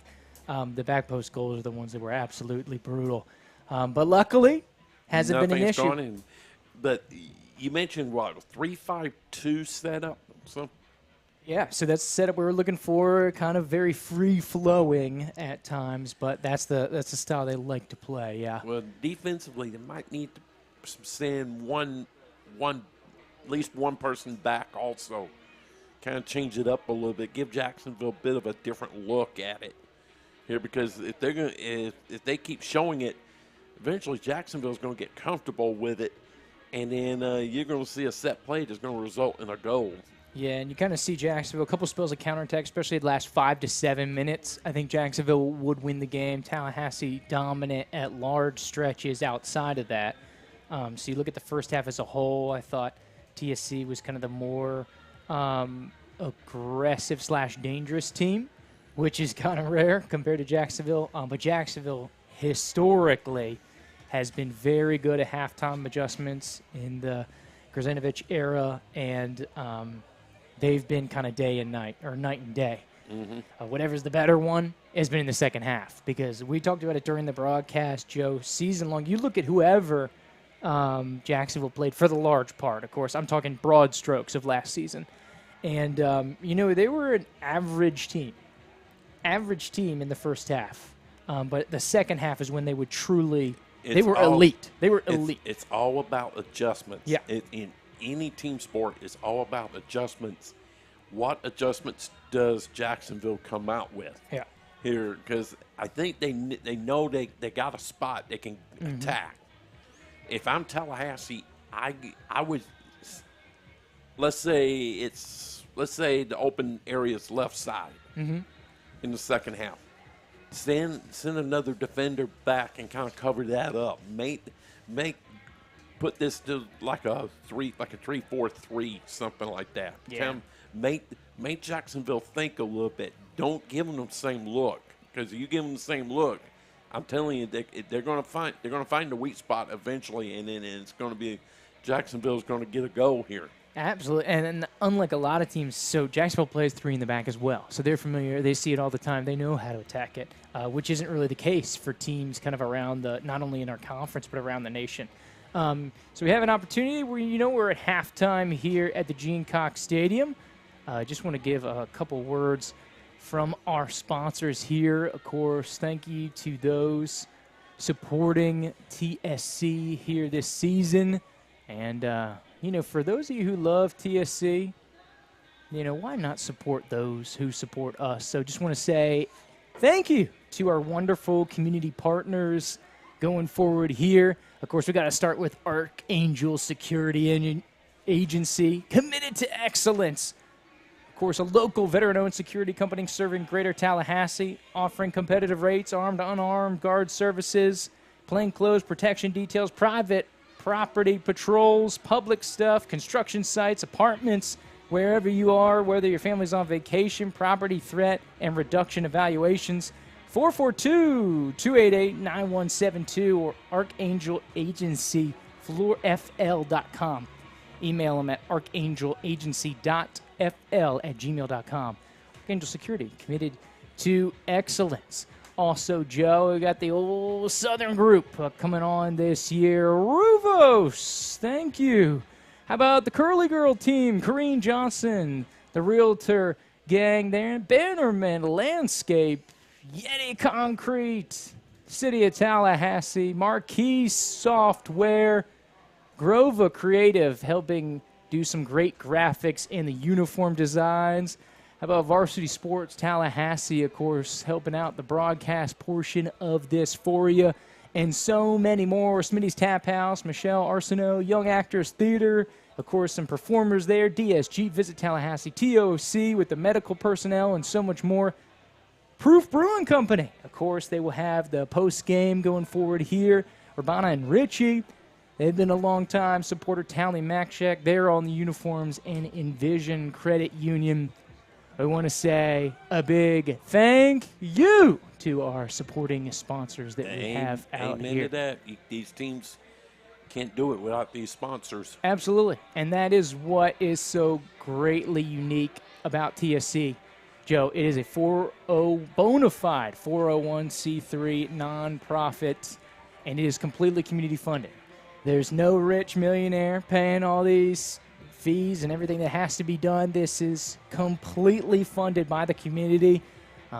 People through their support, local businesses through their support, helping keep this dream alive. And that's what one thing that feeds into the unique nature and why you get so much community support here and you get these great crowds here on the sidelines, Joe, is because the community not only wants this, but the community loves this. Even though they've had a tough go of it the last couple of years, second to last in the conference in 2021, dead last in the conference, and dead last in the nation last year here in the National Premier Soccer League. TSC, clean slate here in the Joel DeCastro era. And like the schedule. I like the There you schedule go. a lot better because last year you had no home games late. You had to make hay early in the year. Mm-hmm. Now you got home games spread out all over the place here. Now I think you got a better chance now. You can make hay here, but it's all about the numbers. And you got to come out here at least with a point to start off with tonight. Yeah, we'll see. Of course, we simulate it, right? So essentially, it's tough. This conference is now drawn to 6 teams, so rip to our friends in Mobile, AFC Mobile off the table for this season, and it's really tough, Joe, to get back once you go down in here in minor league soccer, and it's going to be a long, long road for AFC Mobile. So we're rooting for them to get back. They were one of our favorite opponents in the conference, so sorry to see them go. But it's a 6-team conference, so those points are so much more valuable. And realistically, you got to come away through these first 3 games with 4 points. You got 1 home game. You got 2 road games against both those 8-5-0 Cup teams. Realistically, the winner, we simulate it. You think Jacksonville, you think Southern States, you think New Orleans are going to be there. They're forever, unless something crazy happens, going to be that kind of upper crust of the league. You want to be one of the either number 3 or number 4. Exactly. So basically, it's the winner of the A50 Cup will be that 4th team. Is kind of how you see it playing out, just with the structure, the history, and everything that goes into it. You know, we're working for a little shake-up here. TSC on the rise, PFC. I've heard some really good things about PFC this year. That'll be a really fun game, match day 3. But as we get right into rock and roll, that's about all we got here for the halftime. Any last thoughts here, Joe? What about Albany? Is Albany. that a new team in the conference, or is that a team outside? Yeah, Albany plays in the Gulf Coast Premier League, so it's like a half step or a step down here from TSC and the NPSL. So that will be those will be friendly games. Mm-hmm. So those will not affect the conference standings. But it will make for a nice little 2-game series. Oh, yeah. And, Joe, a little bit of drama. There's 4 that I know of, 4 former Battle Lions on that Southwest Georgia squad, including some of those youngsters from the 84 belt that I know you've got your eye on and you've seen come up through Thomasville High School, Joe. So that'll be an exciting one to see them as the team's getting warmed up. A little extended halftime showing here. But a fun one so far here for Tallahassee Soccer Club. So while we have the opportunity, we'll plug some more sponsors and supporters. Of course, if you're looking for some heat on the Tallahassee Soccer Club, new content coming out soon. Hit up Tallahassee Talk Podcast. Of course, your boys in on that noise, news, updates surrounding the club to get rolling here shortly. Of course, also, if you're looking for some decorative concrete finishes, there's only one name in the game, Trent, and it's the Yeti. The Concrete Yeti. Polished concrete epoxy floors, overlays for pool decks and outdoor spaces. For unbelievable concrete finishes, you got to call the Yeti. 850-544-1307. How about it, man? And the thing is, if you have yourself a nice patio, you got to keep it protected. Not only with the proper chemicals and such, but maybe with Archangel Security Agency. If you're going out of town or you got a little private event, hit them up, 442-288-9172. A lot of services out there, committed to excellence. They're patrolling the grounds here with TSC. Why not have them patrol your grounds? Give them a ring, give them an email, archangelagency.fl@gmail.com. They can take care of business. Hopefully, like the boys will get going here. Trent? We're close. Giddy up. We're about to get rocking and rolling, man. It's been a nice break. They went a little bit of an extended halftime. No water break in the first half. But fun ride, I'd say. 45 is here you go. They get the air raid sirens going. Let's turn up that stadium sound. Play it again. There you go. Coach Z slinging it over there on the soundboard. Getting it going. Get the people going. Get the kids running back. That's what you need. Send the kids down. Get them the sugar fix. Oh, yeah. All these kids are loaded up with sugary snow cones now. Adults, too.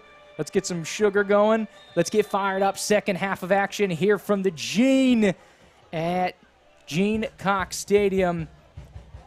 Let's get it on. Here, half number 2 here for TSC. Great ball in from Bennett. Starting quickly, Bennett and Padvia going to keep TSC rolling, and a great start to this second half. As we start to get under the lights here at TSC. Some good service going on to the far side. Looking for Thomas. He's been a dangerous threat here.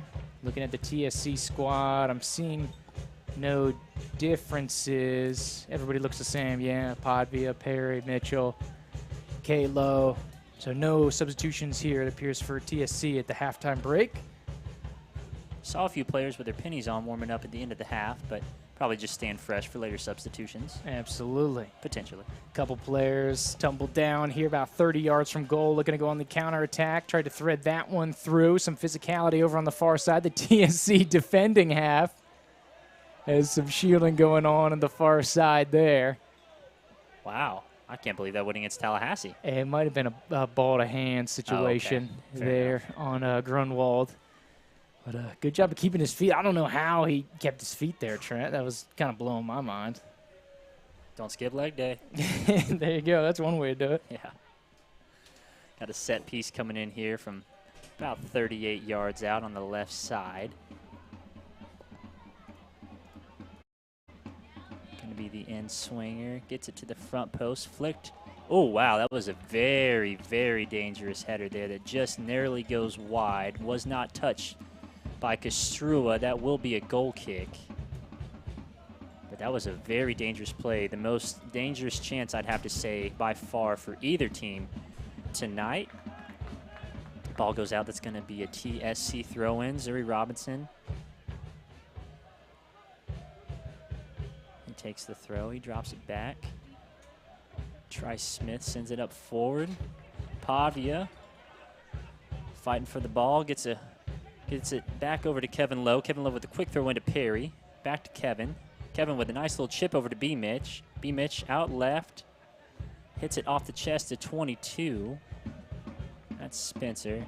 And that's going to go out for a throw just shy of the corner here on the near side of the field, on the home side of the field. B. Mitch drying that ball off for a big throw.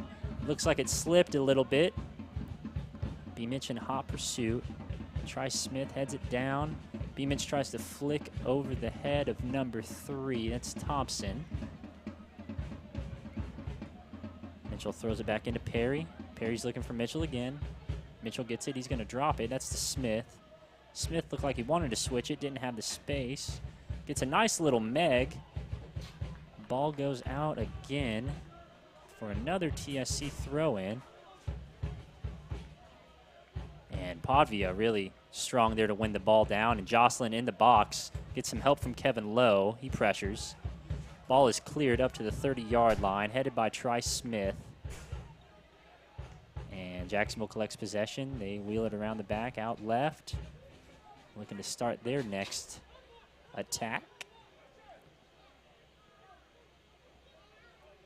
Number 14, Tom, receives the ball. He plays it out wide to 22, Spencer. Spencer back to Tom. Ball comes wide here to number 3, Thompson. Thompson tries to play it back in to number 10, Coimbra. Great step there from Alcalá. Still getting used to these names and numbers, so bear with us. It's going to be a Jacksonville throw-in over here on the near side of the field. Number 3, Thompson with the ball. Gets it back, plays it to Coimbra. Coimbra out wide. That's to Redmore. Redmore to Thomas, down line. Number 15, that's Savio. I can't tell which one it is. Ball played in, very dangerous. TSC able to clear that. I think they're appealing for a handball, but to no avail. Savid on the corner.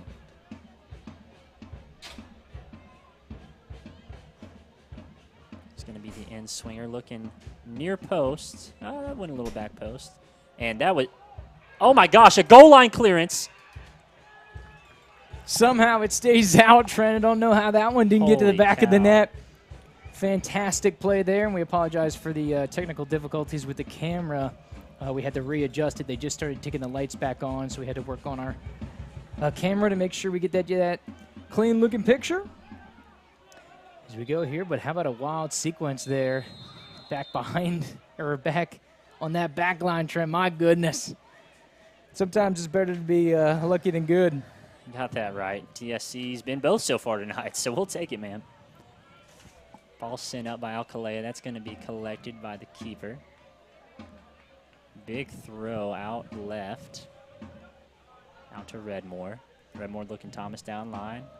Comes back inside to number 4. Threading it through here to Spencer off that back line. Good step here. Near side by K-Lo. Looks like he's got the long sleeves on here for second half. I wanted to make a comment about it, but I'm trying to talk about all the other players that aren't named Kevin Lowe because I will be talking about him a lot and already have. But, you know, I just think that because he's going to ground so much, because he's getting knocked down by this Jacksonville team, I just think his arms are getting ate up a little bit by this turf.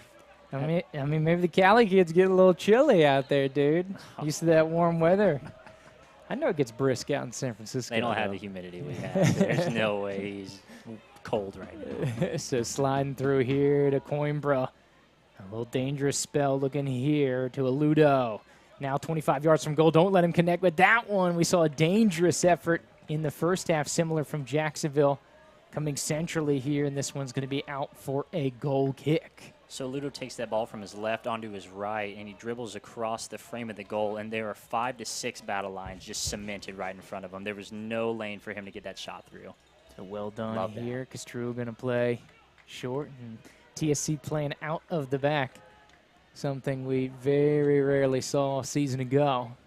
Some composure, Alcalá, excuse me. And well in the center of the field is no subs warming up for TSC, couple warming up for Jax, and here comes the dangerous Thomas. Great step on that centering ball. That could have been very dangerous. Perry, let's see if he can save it. Little too strong on the outstretched right foot, so this will be a Jacksonville throw, 35 yards from goal. Drop it off to the back line here from Jacksonville. Back to midfield, right over top of that Leon County Schools logo here. Over top the Leon line, you can see Leon, Gabi Charles, Lincoln Rickards, almost all schools represented here on this TSC squad. Nice little slide there, Coimbra on the turf.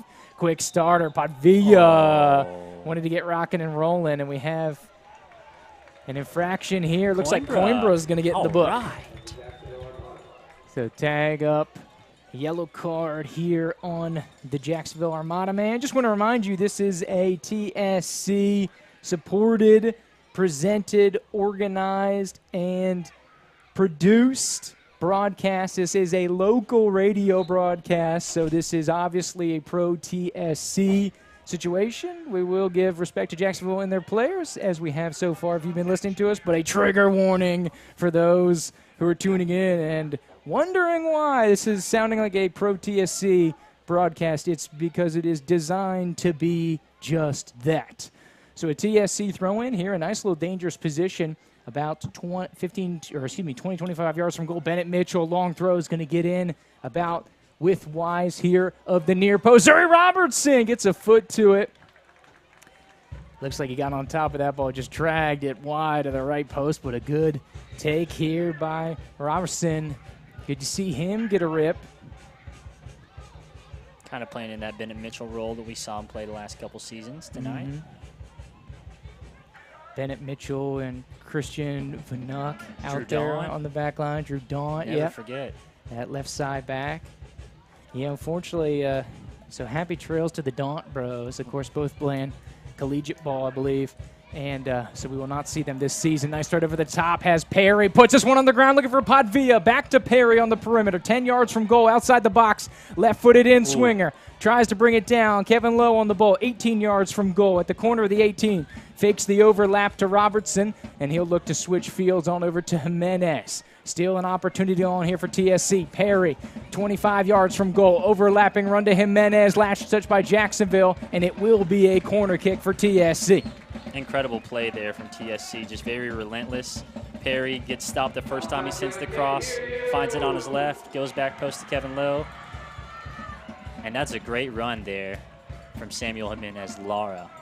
Able to head that ball down into the midfield, makes the run as a defender, able to win the corner. That's huge. We need that. Absolutely. Grunwald looking to take the left-footed in swinger from the far side, coming centrally. Oh, man. Got a head to it, did Trice Smith, but Jacksonville able to clear it out. Secondary ball, here's Kevin Lowe. This one's going to stay in play. Still out there, able to chase it down, looking for some service. Left-footed on the ground, looking for Mitchell. It's going to be spilled out by the Armada. About 20 yards from goal. It'll be a TSC throw-in over there on the far side. So the threat has not been totally dismayed here for Jacksonville. TSC still on the gas pedal. Grunwald. He's going to swing it around here. Kevin Lowe trying to thread it through traffic. One time and cross is going to be a towering ball about the hash marks. Here, the corner of the 6-yard box with Wise, but at the top of the 18, Jacksonville will win this and will be collected by Garaby. Rolled out of the back here. Big long ball over the top. Jimenez tracking back well to discount Eludo, who they were trying to hit over the top, and will be calmly possessed. Algalea. On over to the outside here for TSC. Still knotted at zeros. At this point last year, game was 1-1. And I believe it was TSC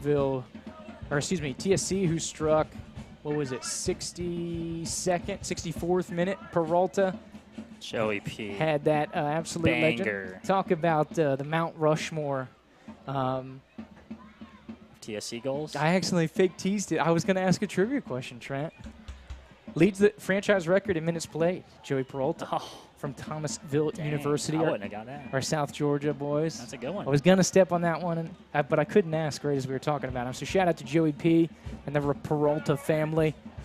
A huge part of getting this TSC organization to where it is now. Played in all 3 of their first seasons. Talk about big goals against Jacksonville. Never forget Cole Reds 2 years ago on that opening night. Gave us a little momentum. We got back in that. We were down 2-0. Fighting in the last couple dying minutes. But it's a very different game tonight, though. This is a game that TSC's right in, neck and neck with the Armada. Those South Georgia boys love playing Jacksonville. Oh, yeah. Cole Red, another South Georgia guy. Yeah. Heard he went off to nursing school and is fighting the good fight in the medical profession. So shout out to Cole Red. That was the first ever Tallahassee National Premier Soccer League goal. Of course, in that fun 2-1 contest, year 1 against Jacksonville. We were just starting to figure out and to see what we were getting into, Trent. Feels like so long ago, 2 years ago today.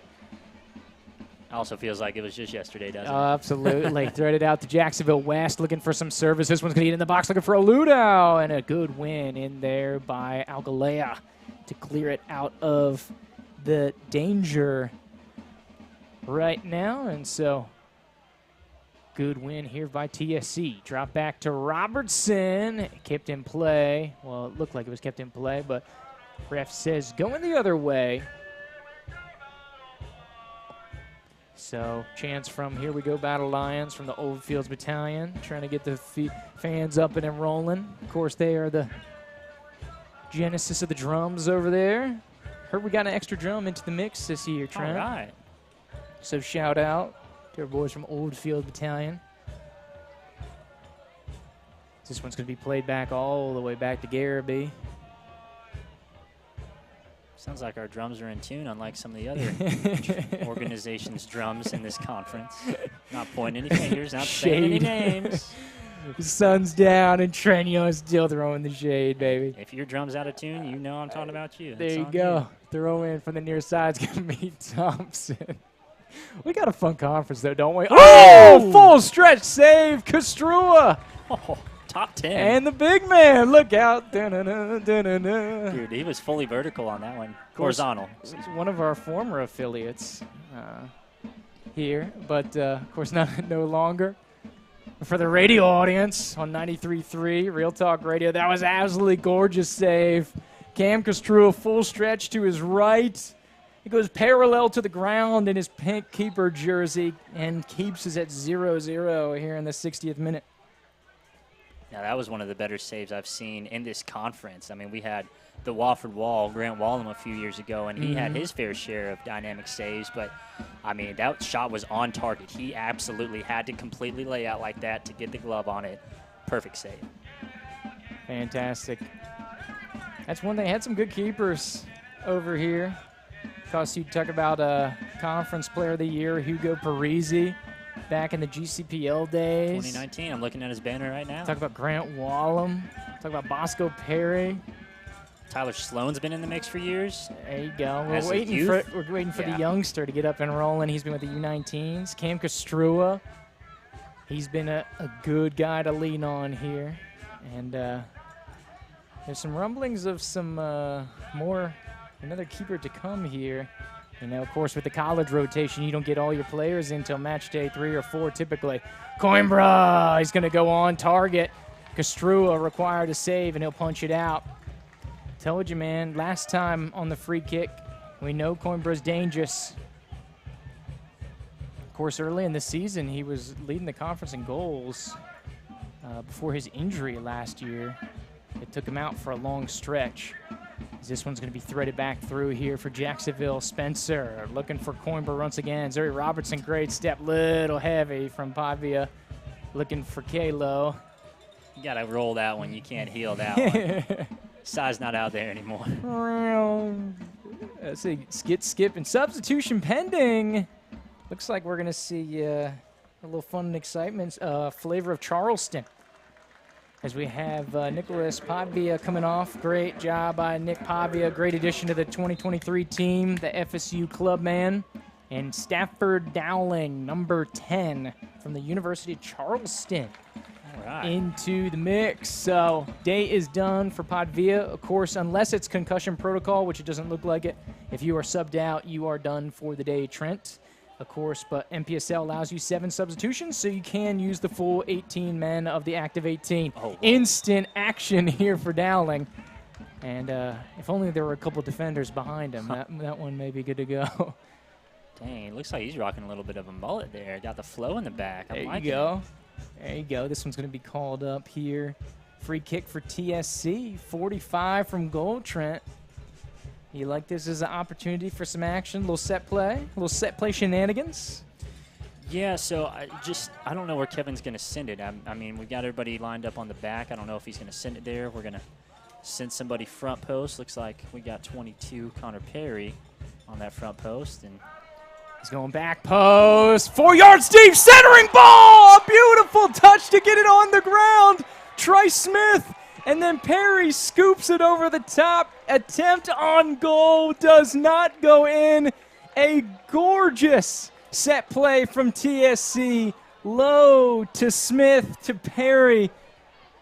And unbelievable does not go in. Shame. Gut-wrenching. Next one, Connor. We got your back, baby. Yeah. Keep going. Jacksonville spared there. Yeah. As we remain 0-0. And so we'll see if this wakes anybody up or if TSC can keep some momentum here. I was just about to ask you, who do you think has the momentum after that one?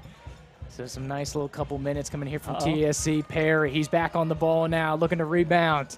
He's got 2 Battle Lions with him. Threads it through, out of play. 3 Battle Lions coming into the box, threading it through. Looking for the substitute, almost gets through to B, Mitch. And it'll be out of play, I believe, for a TSC corner over here on the near side. And here we go, the intensity building up for Tallahassee. You can start to feel it. The crowd's getting into it. And you know, this is kind of what we talked about a little bit earlier, Jupe. With those 3 backs, you send the ball wide, you cross it back across the frame of goal. They're completely out of position. They're a deer in the headlights on that back line right now. And so here we've got our boy, Kevin Lowe. Kevin Lowe, corner pending, going to the edge of the 6-yard box, trying to bring it back against. Barry's got another attempt, this one with the head.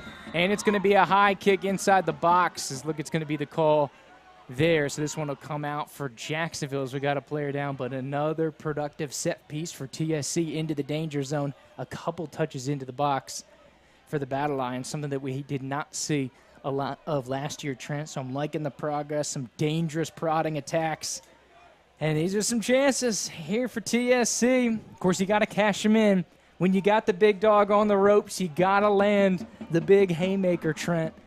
And that would have been huge here for TSC. Let Jacks off the hook there. Yeah, you know, a little disappointing to get such a good look inside the 6-yard box and miss it. But, you know, I'm going to take that as a sign of encouragement that we're getting these chances. We're getting that opportunity. We are getting the momentum back right now. And I just want to see number 10 out there, Stafford Dowling, get a couple more touches on the ball because he's been around the danger here already in just a couple minutes. Looks like a couple substitutes. West and Spencer are going to take a seat for Jacksonville. Look at that closeout. Reynolds, number 25, is in the mix here for Jacks. And I did not see the second substitute. So if we see anybody different, we'll give them a shout-out if we can. We'll keep an eye on it. But some moves for Jacksonville. So 1 change for TSC, 2 changes for Jacksonville thus far. And there was a little warm-up over on the bench here for TSC. Threading dangerous ball. Eludo Castrua! He's 12 yards from goal. Had to have it. Oh, my and gosh. Castrua doing it again versus Jacksonville. He's got their number, man. The brights aren't too light for the big man. And Eludo, another chance one-on-one with Castrua. And we're still not at zeros here as we get into the final third of the game. Jacksonville on the attack now. It seems like they've been woken up after the past couple of possessions here for past couple prodding minutes for TSC as we get rocking and rolling. This is a centering ball, dangerous area here for Jacksonville. Tom in the mix, going to be trying to be threaded through. Kalo up to it, but stolen back here for Jacksonville. And it looks like the new substitute is Amaberti. Here, number 8 for Jacksonville is the new guy that we do not recognize. So Amaberti and Reynolds. So midfielder Amaberti and Reynolds are the defensemen. Ooh, dangerous one over the top. Dowling giving chase to that one. Garisby, about 35 yards from goal, heads it out of danger. Dowling looks like he's got the most speed of any of the forwards we've had up top. Obviously, Perry's been, he's zooming out there right now, man. They're just, you know, this is the player where we can dump the ball over top and he can run onto. This could be our side potentially. There you go. Obviously, a huge vacant void in our offense, in our attack. So just excited to see what he's going to be able to do in the remainder of this game. You got to score goals to win games, Trent. Amen. I read the rule book this morning, and I'm glad one of us did. that was a big prevailing theme that I saw throughout. Is this one tried to thread through? Here's B. Mitch with a little bounce on the turf, a little hezzy. He couldn't do that back in his high school days, back on the natural grass that they had at Leon. Oh, no. You can't pull that move. No. They had that field that they had at Leon was absolutely brutal when he was still in school. Threads it through, going to be won well by TSC, but gives up a corner. So a little bit of a hairy scenario. Guard number 6. Watch out for Thomas on that back post. Yeah, no kidding. He's gotten open the last 2 times here for Jacksonville. He's going to be sauntering into the center right about 18 Zuri's yards out. So it looks like Zuri's going to man mark here. You know they're going to try to pick him, though. So watch out for him and Coimbra for some shenanigans. As he goes on the overlapping run, it's going to be dunked in right at the middle. Jacksonville puts it on the board. Nothing Castrua could do about that. Goal scorer, I believe, is Shanley here, 69th minute. And you know what stinks about that is that they finally apply the pressure to Thomas. They know that he's making that back post run, and a couple players just kind of turning their heads and looking for him. And then the ball goes a little little closer to the goal. Don't quite send it out as wide to him. And Oof. a great finish. Brutal. Yeah, I mean, 6-yard box, dunked Yep. it in. You know, had to have it. Took care of business. And that's what we did. Or that's what they did, excuse me. Whoops, wrong side Come on, there. man. So Jacksonville scores first. So it's the second time of 3 games between these two squads at Gene Cox Stadium. Jacksonville has scored first, as they did back in 2021. So for the first time in 2 years, TSC is trailing Jacksonville here at home after a 69th minute goal by Shanley. An absolute rocket of a corner, dunks it in with the head, surgical. And that is what we saw a lot from Jacksonville. So TSC, set plays, burn them. We'll see how they respond. So, of course, talked about the progression here, the stuff we like for TSC. But how do you respond as the PA announcer tries to get them rocking and rolling here? Trent, how do you respond to this adversity? And this is going to be some of this season. You're going to trail ball games. But how do you come out of it? And how do you go forward and take care of business, my man? I think you just stick to what got you here so far. I mean, we played a great game. We've been in this game. You just stick to Coach Joel's game plan, and you listen to him and, let him deploy you where you need to go and just keep fighting, man. And I mean, we talked about it earlier. This team is built on grit. That is our DNA, and that's just how we've always got to play, and we played great tonight. But you're going to see it. We're down a goal now, and we're going to have to start attacking more. There you go. And, of course, Coimbra is going to take a seat, number 10. So his day is done. Jacksonville with the advantage here. So TSC on the back foot here as we get into 20 minutes in change for this one. So, of course, you can't be even. You can't be leading every match, Trent. So this is going to be something that TSC is going to have to overcome here. This is the ebbs and the flows of the beautiful game, Trent. Now, I'd like to say it's not necessarily something that we're unfamiliar with, but this is a whole new team, so a lot of these players may be unfamiliar in this situation. There you go. Of course, a whole new squad getting flipped over here as we're waiting for a lot of our college guys, some of the more regulars that you'll recognize here later in the season. But been enjoying getting to know some of these newer guys and the newer faces and the newer outlook. As some change was needed, Trent. And so, no shade to the old regime or the former players of this team. Everybody playing a huge part into what is now the organization that we love, Trent. And things change with time. So we'll see how these new guys in this new 2023 Battle Lion squad is able to keep things rolling. TSC throwing over on the far side, and they'll have to back this one up a little too far forward over there on that far side. So referee crew makes them take it again. If nothing else, they've been on top of it today. No complaints. Perry looking to send this one up top in the area of Dowling. So a new dynamic up top. Kevin Lowe tries to cut this one off. Jacksonville wins the second ball. Able to collect here. Cycle back through. Squares it off. Is that Matt Wallace? Here, number 8, Trent. I believe in the center of the park. Yeah, I see him. I just need him to turn around. Yeah, looks like the UNC Charlotte man getting some touches here. Number 8. Great shield there. There's Wallace. Good fight after that one. Jacksonville's going to win this back, trying to go over the top by Aludau. Here for the Armada. It'll be out for a throw in dangerous position here. So if you got a man who can throw it, who can sling it, dangerous position. And here comes Bowman, the new substitute here for the Armada. Good catch, Trent, here on the note taken, keeping us up to go. And this is going to be rolled over Savio, trying to get in a dangerous position, and it'll be out offside here. So a TSC kick. It was looking like something dangerous was brewing over here on that near side, Trent. I wasn't liking that little sequence there for our TSC boys. Yeah, that wasn't going to be good. We were trapped in the corner there, and they definitely have the momentum in the attacking third. Tries to thread it through here defensively. There's the dangerous Thomas. He's been a provocateur this evening.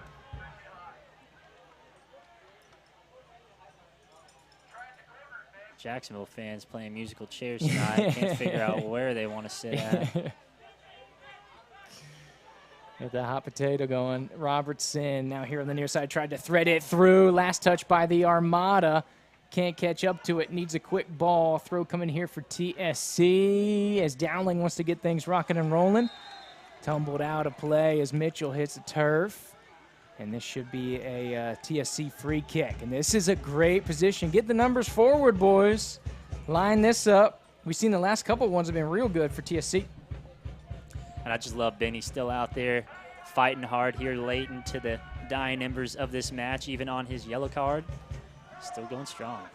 There you go. So Kevin Love is going to take this one. The righty will be an in-swinger, 11 yards from goal depth-wise, but width-wise, it's way out of bounds of the football field.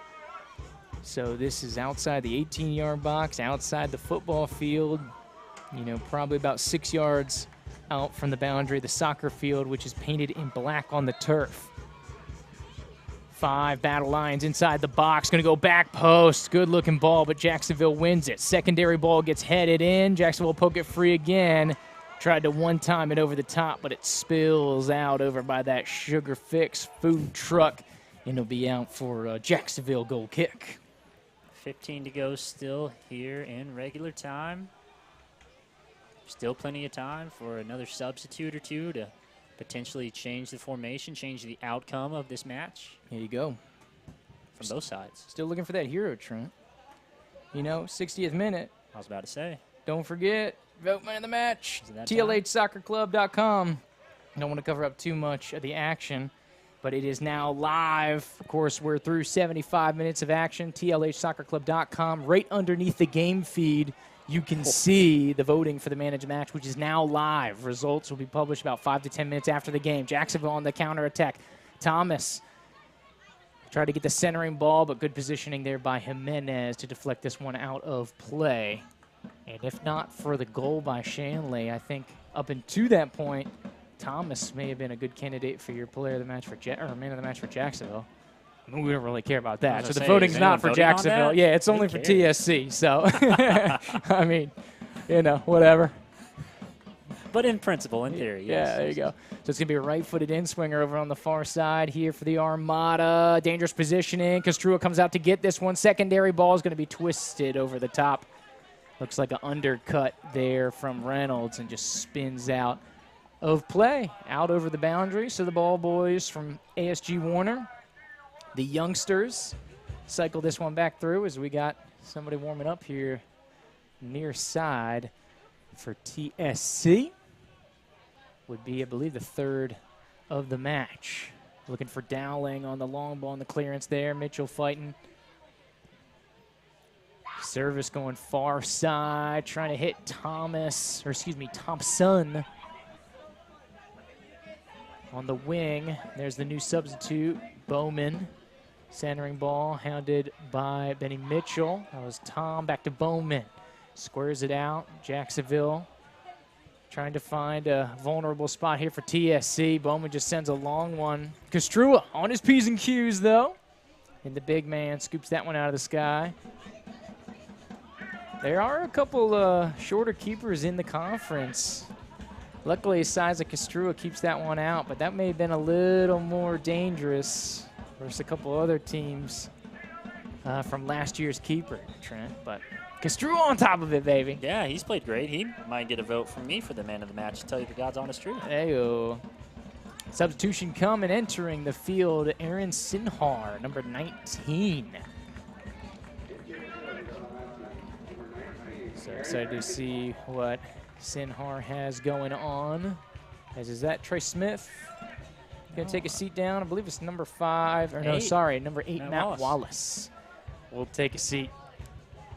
And so we'll see what Sinhar, he's going to kind of fall into that, looks like a defensive mid-roll here. Try to shore up that back line. 79th minute of action here. As this one gets dropped back off the initial throw-in, spills out of the top for a TSC goal kick as Jacksonville on the attack there. So Castrua going to take the goal kick here for TSC. It looks like he's waving off the short kick and to send this one long. course, Castrua got to give himself some airtime, you know? Light it out. Get a good 15 seconds of that camera on you. Put that one on the highlight reel there.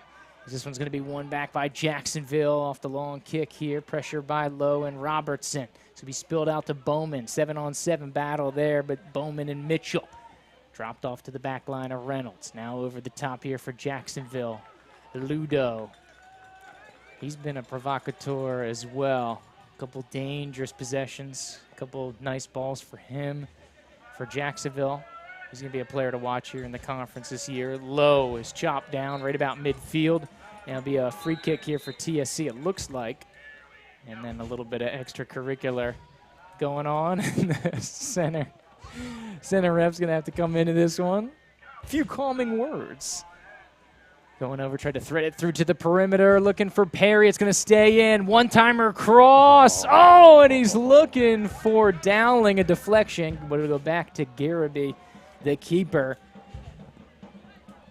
for Jacksonville. Pressure here, and it's going to be one back. New substitute. First touch for Sinhar. Drops it on over to Robertson, to Lowe, and he's pursued by two Armada players. And a two-handed push with some low action, and that's going to be a card. Yep. So Amaberte is going to go into the book here. Another yellow for Jacksonville. Based off what Bennett got booked for, that had to be one. There you go. So, and I think that was one reason Coimbra takes a seat early. Oh, yeah. He was working on a yellow for Jacksonville. So, of course, once again, you got to think of that accumulation here, season long. Got to think of the long game. But also for TSC, got to try to get something out of this. 81st minute, you got about 10 to go. Oh, and this one gets through. Header, clean one for Alcalá. Has played a fantastic game thus far. And on the offensive end, had a chance at it. Had a chance at it, Trent.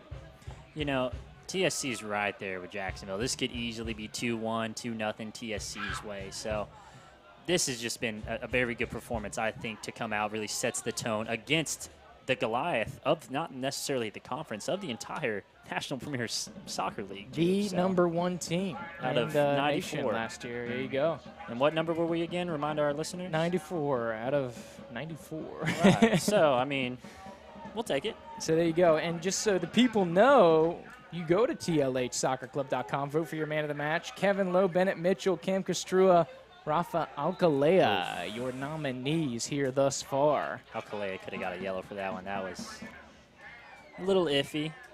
Looked worse than it was, so I'm happy the ref didn't call it. So here we but go. Alcalá is still going strong. Yeah, potentially. I kind of want to wait, Trent. I'm holding out hope that there was a goal scorer among us here tonight. We'll speculate after. Waiting for a little late game magic here. 83rd minute, trailing the big dogs. Right now is TSC. Look at this kid. Valiant effort, but you gotta score goals. Gotta score goals. Of course, TSC, a couple good opportunities here. Got to cash him in. Had two chances. He only got two chances last year. He cashed them both in. Here we go. This one up for Perry. Headed down for Bennett Mitchell. And he cuts it across. And it goes wide of the mark. Well, there's your chance. That's one. Another opportunity there. Look at Kevin Lowe going to get the ball and putting it down for the goalie. You got to get it. You got to press tempo, man. I mean, you got probably only 10 minutes. You'll get a couple. For sure. You'll get a couple with the substitutions and the goal. You know, you're probably looking about 3 minutes stoppage time here if you're trying to simulate it out. So 10 minutes to go. Some more players warming up here on the TSC sideline. Substitution coming here for Jacksonville. Looks like Daniels is going to come in. Thomas is going to come off for the Armada. That's good for us. Hopefully. Send it out. Garaby. It's going to be one well by Robertson. Florida High alum Bauman going to win the second ball for Jacksonville. And now a chance of attack for the Armada. Trying to go over the top here for Richardson. Bauman going to bring this one down. Heavy challenge here. And that will be held up. Yep, looks like might get in the book here for our new substitute, Sinhar. Yeah, looks like another one here for TSC. That's all right. At least he got on the stat sheet. There you go. That's Free one way to kick do for it. Jacksonville. 32 yards from goal now. Of course, they're in no rush. 85th minutes of desperation time. And looks like Smith is on standby here for TSC. Of course, a couple of Smiths. It'd be Justin Smith as this one goes wide of the back post there. Of course, the former Lincoln man, Chowan University. TSC playing it short. And stoppage of play here. Looks like a little extracurricular, and the center ref wants to talk to one of the defensemen for Jacksonville. Look like Redmore wants a little talk about, and so he'll get into the book, and the yellow cards for both teams really starting to rain down now. As this has got the feel now, card-wise, of a Jacksonville TSC game. This is about on brand for what we usually get here between these two. We've grown pretty accustomed to this. Yeah, there you go. So Robertson's going to drop it back, sends it over the top here. It's going to be flicked onward for Lowe. And blasts it out of play. It's Shanley, the goal scorer. Sends that one out into the field. Food trucks. Mitchell putting it back on his right foot. Centering ball almost gets through, and a beautiful opportunity. And B-Mitch drops a dime in the middle of the box. Oh, Alcalea with a chance at it. There we go. I told you I wouldn't scream into the mic whenever we score goals anymore, but I almost just did. So. You were on the cusp. I could feel it. 86th minute now. Desperation time. Do you believe, TSC? Tallahassee. Do we have it in the books here? Trailing the big dogs 1-0 here at home. Couple great opportunities to score. Haven't cashed them in. Have yet to get on the score sheet here in the 2023 season. A little back and forth. Head balls one each way as we go for Sinhar, able to get it on the ground and get some possession. Looking for Perry out on the perimeter, right about midfield. Jacksonville with a little dispossess. And Sinhar will poke it free, but it'll be out for a Jacksonville throw. Right about that midfield line over on the far side. In front of some of those beautiful, lovely sponsors. Southern Group, TOCs, Visit Tallahassee, Proof Brewery, Mac Shack. Of course, the big boys right there at midfield, getting on the uniform over the top. And it's going to be a wayward header by the keeper, Garabee, out to the perimeter. It'll be a TSC throw, about 25, 30 yards from goal. They wanted to go quick, but now they'll draw it back. Couple numbers forward. 3 Battle Lions in the box. This one getting to the center. Had a look at it.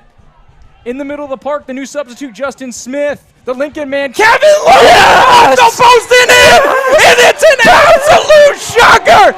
Cali Kid come to Tallahassee and put him on the score sheet. And TSC drums up a miracle in the 88th minute. He is the man, and he's now getting entered into TSC folklore. Trent, it's the first time of the year in 2023. It's a TSC goal!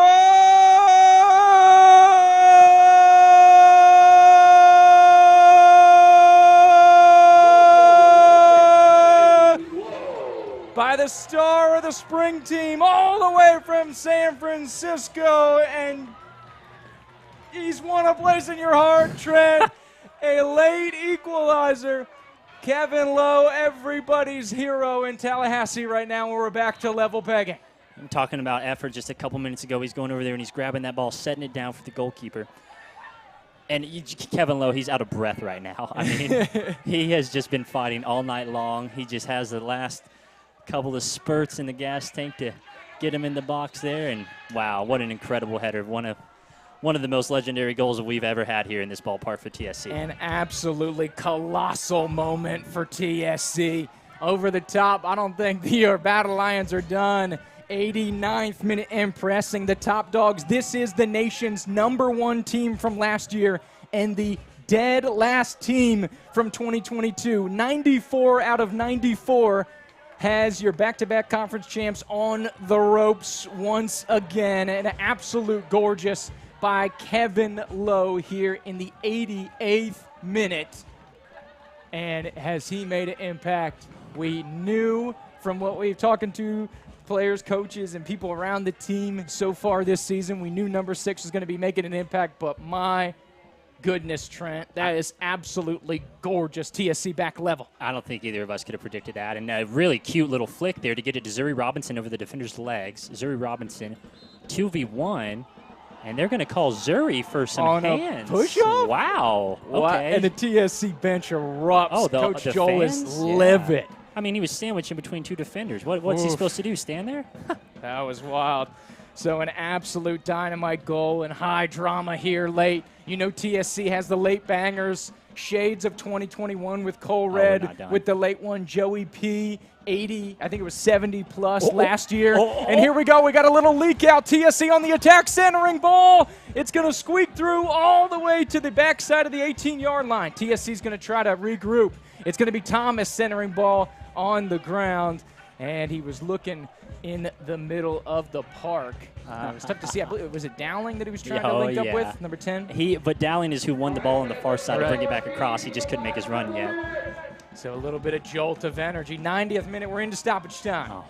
So, of course, Trent, what you say? I mean, this feels like a 4 or 5 minute stoppage time, I think. Yeah, given the 2 goals in the second half, given the cards. Yeah, absolutely. I could easily see 4. I know we talked about 3 earlier. I was thinking 2 to 3. It's looking 4 to 5 now. Kevin Lowe receives the ball. Kevin Lowe picks his head up. Kevin Lowe plays a great ball in. Thread ball to Perry. And then back to Justin Smith, the Lincoln alum. And Jacksonville, out of desperation, has to clear it over the top. Alcalaya coming into the box. Trice Smith right behind him. We've only got 1 defender standing back. Okay, Zuri Robinson dips back a little bit. That's smart. But he's being told to go back in there from Jimenez Lara. So Zuri hanging out at about 35 yards from goal. Kevin Lowe obviously going to be taking the corner here as the in-swinger. Right-footed, yes, sir. We got Perry out there causing trouble for the keeper. This one's going to go about the corner of the 6-yard box. Headed down, initial ball won by TSC. Jacksonville desperation clearance over on the far side. So about 25 yards from goal. TSC is going to take a throw-in, 2 balls on the field. There we go. As we clean things up. High drama here. We're about 2 minutes so far into the stoppage time. This one drops 20 yards out, but Jacksonville's going to come away with the win. Here's a dangerous spell. Jacksonville trying to launch a counterattack. Great slide, big win. It looked to be off of Jacksonville. TSC's going to win the throw-in, 50 yards from goal. They're going to send it quick. Get it rolling, try to hit a ball there to Dowling as this one gets through 20 yards from goal. He's driving down to the goal line, centering ball, 6 yards out. Jacksonville able to clear it. It falls inside the box, and the Armada trying to build out of the back, a little wayward pass, 25 yards out from goal. Sinhar gets us back and rolling. Kevin Lowe in possession. He looks like he's on his heels. He looks absolutely gassed, Trent. So gassed. He's still going forward with it. He's 40 minutes. And he's holding something, grabbing something. It looks like his lower back as he gets chopped down. Of course, Lowe, the goal scorer, 88th minute. Absolutely insane sequence here for TSC.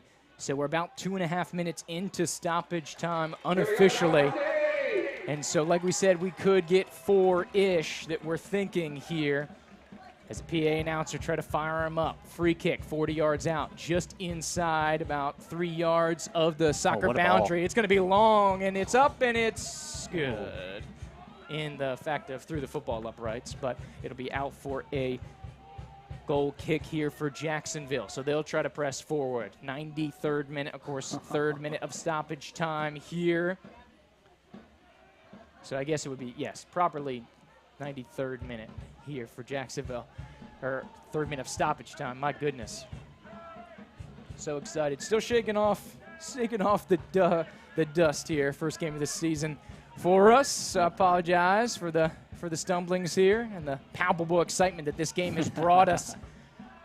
Another classic here with Jacksonville involved. This one's going to go back post. One well here by the back line for TSC. Bauman with a heavy effort on Kevin Lowe, but they say play on. TSC going to come away with the counter. Looking to send it down the line. And here's looking for Dowling. Garaby, 25 yards from goal, and it catches it in the stands with a cheer from the supporters. And a great crowd has been filling out this stadium here in the second half. Throw in one by Jacksonville here as we're about 3.5 minutes deep into stoppage time. This is a dangerous one. End-to-end action. Ludau Castrua with his feet, and he slides it. It's still going to be a corner, but how about the big man? Risky business. Tom Cruise in goal and able to clear it out of positioning, somehow saving it. And I think it's date night for Castrua and Aludo. That's the third time they've had a one-on-one battle, and we have a battle lion down inside the box. Of course, tough to see who it is. It's not Lowe. Alcalea. Yeah, number 4. It might be Alcalea, yeah. Of course, he's a nominee. So, Trent, I mean, I got to cast my vote, dude. Any doubt for player of the game here tonight? I think we all are going to vote for the same guy tonight, with all due respect to every other player on this team. He's only got 51% of the votes right now. So, of course, go to tlhsoccer.com right under the feed stream. Vote for your player of the game, but we still got 5 minutes to go. Here, referee wants to talk things out. A little conference here. I mean, this could just about be it. I mean, Jacksonville got their goal in a corner. You got to be on red alert here. This would be an absolute dagger if Jacksonville could steal this one here. Once again, it was a mean ball just like this. A low cruiser, 6 yards out. Free header, back of the net. So we're now getting into the 6 minutes of stoppage time. So I think if this corner is dispelled and cleared, I think that's your ball game. But here we go. Agree. Left-footed in-swinger for Jacksonville. It goes back post. 2 players miss it. And it'll be out for a TSC goal kick. I mean, that was a beautiful corner. Do they know they're not? They need to kick the ball to potentially get a goal? That was a gorgeous corner. I forget who it was. Was it coming out of the box? I think it's Berti, the new substitute. Was it number 8? I honestly couldn't see from my vantage point. I think with the pinkish cleats there. There was another one there for the taking. Luckily for TSC, that one's dispelled. Coming in, late run. Tried to get the centering ball and able to dispel it. Falls down on the scene. It'll be a TSC goal kick, and the supporters like that one. And you can now 6 minutes to stoppage time. You can just look at the body language on Ludo. I mean, he's been working his tail off all night long and gassed. Absolutely gassed, but also I think he's just defeated. I think he can't believe that Tallahassee came back and tied this after 6+ minutes to stoppage time. Everybody looking at their watch. Coach Joel, Coach Mason, Coach BMAC all on their feet. The entire TSC bench. Jacksonville, man open in the center of the park. Zuri having to take a gamble to come up and meet this one. It's 4 on 6. Numbers coming in reinforcement-wise for Jacksonville. 20 yards out. A dangerous ball over the top. And I believe that was Amaberti again. 7 minutes deep in stoppage time now. The game that keeps on giving as the assistant referees have to shrug Coach Joel back onto his side of the field. Everybody looking at the watch, trying to mark up. Looks like a long ball on the way as we get into the +8th minute, and that is all she wrote. The last team in the nation from a season ago versus the top dog in the nation. Your back-to-back conference champions are all but level.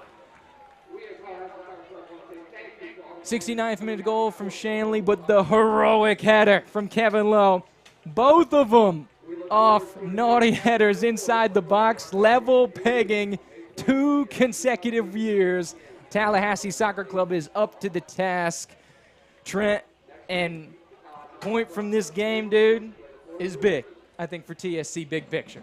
Ginormous. I mean, this is a huge stepping stone for them to kick off the Joel DeCastri era.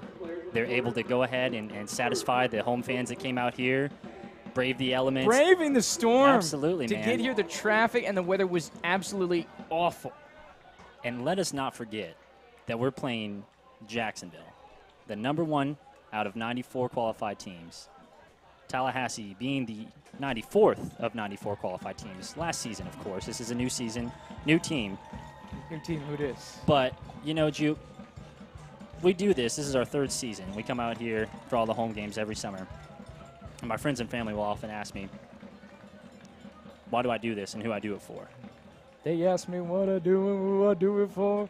And it's for that Kevin Lowe goal right there, man. It's to see those Jacksonville fans sit down. It's to see these fans stand up and scream and yell. The greatest fans of the world, Absolutely, Tallahassee Soccer Club. You got that right, buddy. So, no, I'm elated, man. I'm beside myself. I mean, you guys heard everything whenever we scored that goal. So it just means so much to us. We didn't get a single win last year. This is a win. I know that it's only 1 point. This is a huge, huge win for us tonight. Absolutely. Watershed moment. Hopefully this translates to a lot more results down the stretch, but absolute as they wave to the fans. A round of applause. Round of applause, boys. Heroic effort. So Cam Castrua in goal, a big one, keeping Jacksonville at 1.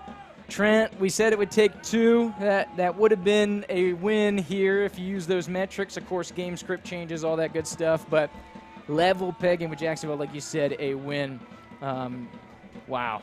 So, of course, some big-time stuff, Trent. And so there was a lot that goes into this team and getting a successful season off, man. And, Trent, we would be remiss if we didn't talk about the people supporting your Tallahassee Soccer Club, and that's going to start with Archangel Security, a local veteran-owned security guard company serving the greater Tallahassee area, offering competitive rates for armed and unarmed uniform guard services, plainclothes, personal protection details, my goodness, can't even talk, public and private property patrols, including construction site and apartment complexes, home watch services for individuals or families. If you're on the vacay, worried about a property threat, how about getting an evaluation and a little reduction there to get it? There's the contact info. You can see it, Archangel Security. They're out here doing security tonight, and I see no issues.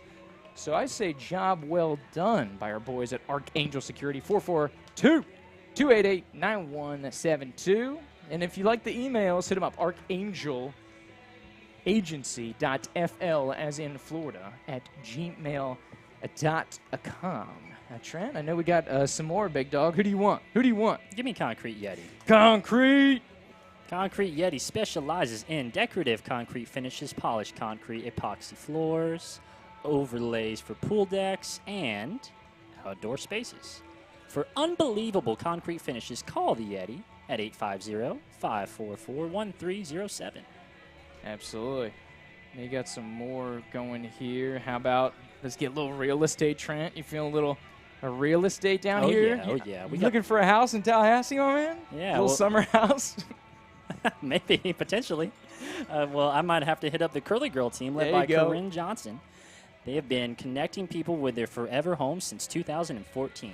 Whether you're looking to buy or sell your home, let our expert realtor team help you find the unique solution that is perfect for you. Absolutely. Trent, I mean, we've done a great job, but I feel like you got one more in you. Let's talk some tech, my man. All right, I think I could do that too. I've been a little technologically advanced, I've been told. So Ruvos is a national health technology leader. Sorry, it's been a long day, guys. Long day. And limited light in here.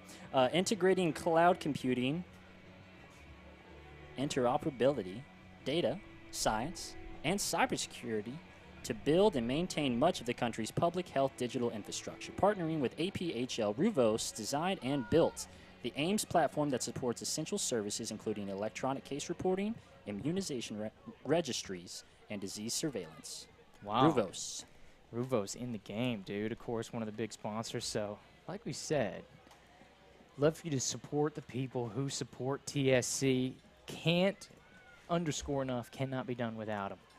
And, of course, we wouldn't be here without the boys on the field coming away with a 1-1 victory. We're going to take a quick commercial break. Come on back for some wrap-up. And we'll have your man of the match results. Should be pretty one-sided, but we'll go through the formality of that here shortly here on TSC Live, 93.3 Real Talk Radio, and online, tlhsoccerclub.com, or on the Tallahassee Soccer Club YouTube.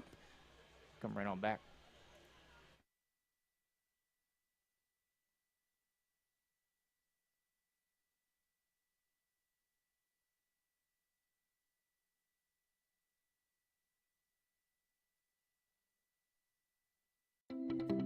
One of the cool things about our firm is we really specialize in bringing talent out of state government so that our clients can benefit from that internal knowledge that people have developed over the course of many years.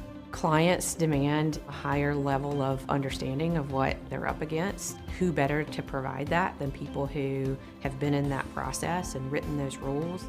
We believe that you can teach someone how to lobby. And what you can't teach them is the expertise they bring to the table from having served for 15 years in the Department of Transportation or having served for 10 years at the Agency for Healthcare Administration. We come from state government in large part, so we've seen these decisions being made year over year. We know the direction that we need to move in, and we know what it is our clients are trying to achieve. So that's just an unbelievable combination. I think for people who've come out of state government, it's just in their DNA to do what's right for the state and do what's right for the citizens of Florida. And I think that translates very well into being a lobbyist.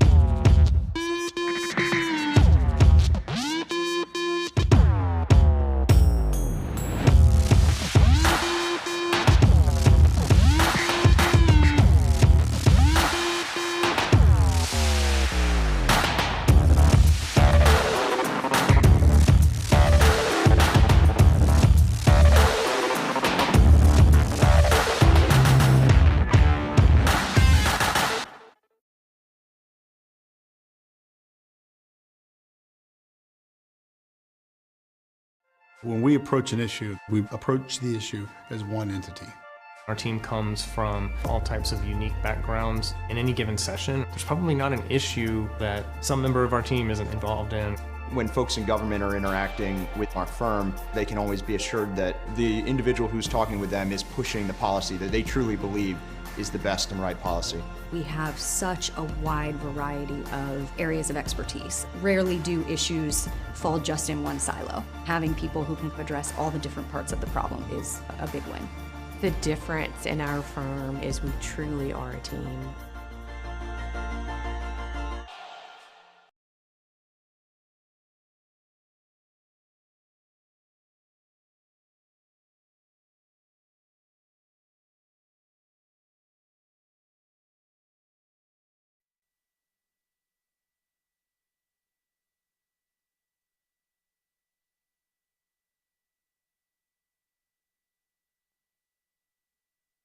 All right, and welcome back here to the post-match report here on TSC Live.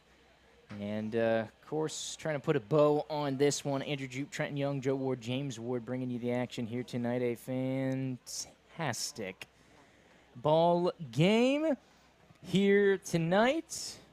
And, Joe, coming aboard with us, the numbers man. We did a halftime numbers first, and then we can have a little chat. Okay. Shots on goal. Oh, did this change in a hurry? Jacksonville had the edge early. Tallahassee closed it up a little bit. It finished for the game 14-10 Jacksonville shots on goal here. But more importantly, you're going to hear the number here in just a minute. That is the difference.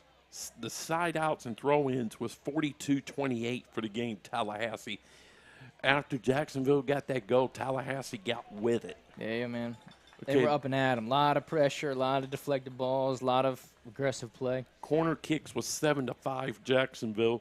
Fouls, it was pretty much a physical game throughout. 16-14 Jacksonville. Goal kicks was 14-11 Tallahassee. But a lot of that was due to the fact that in the second half, Jacksonville, 11 shots on goal. And then there were some quality ones in there. Yeah.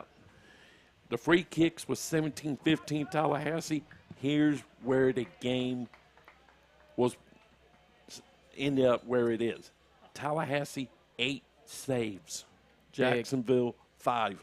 Big. If I had a pick for player of the game, that goalie is my pick. You give it to Castrua? I would. Joe, you still got a chance. TLH Soccer Club, I think, last-second voting going on. It's a close one. Castrua and Kevin Lowe, your current leaders right now. Well, Lowe's goal was fantastic, but if the goalie doesn't do his job, with all the shots Jacksonville was peppering them, especially in the first part of the second half, it's not 1-to-1. There you go. It's not 1-to-1, so he's my pick. So there you go. Just a reminder, TLHsoccerClub.com, vote for your man of the match. So, Joe, of course, got the numbers. Give me the analysis, man. Just your takeaway. Let's talk momentum for the season. Okay.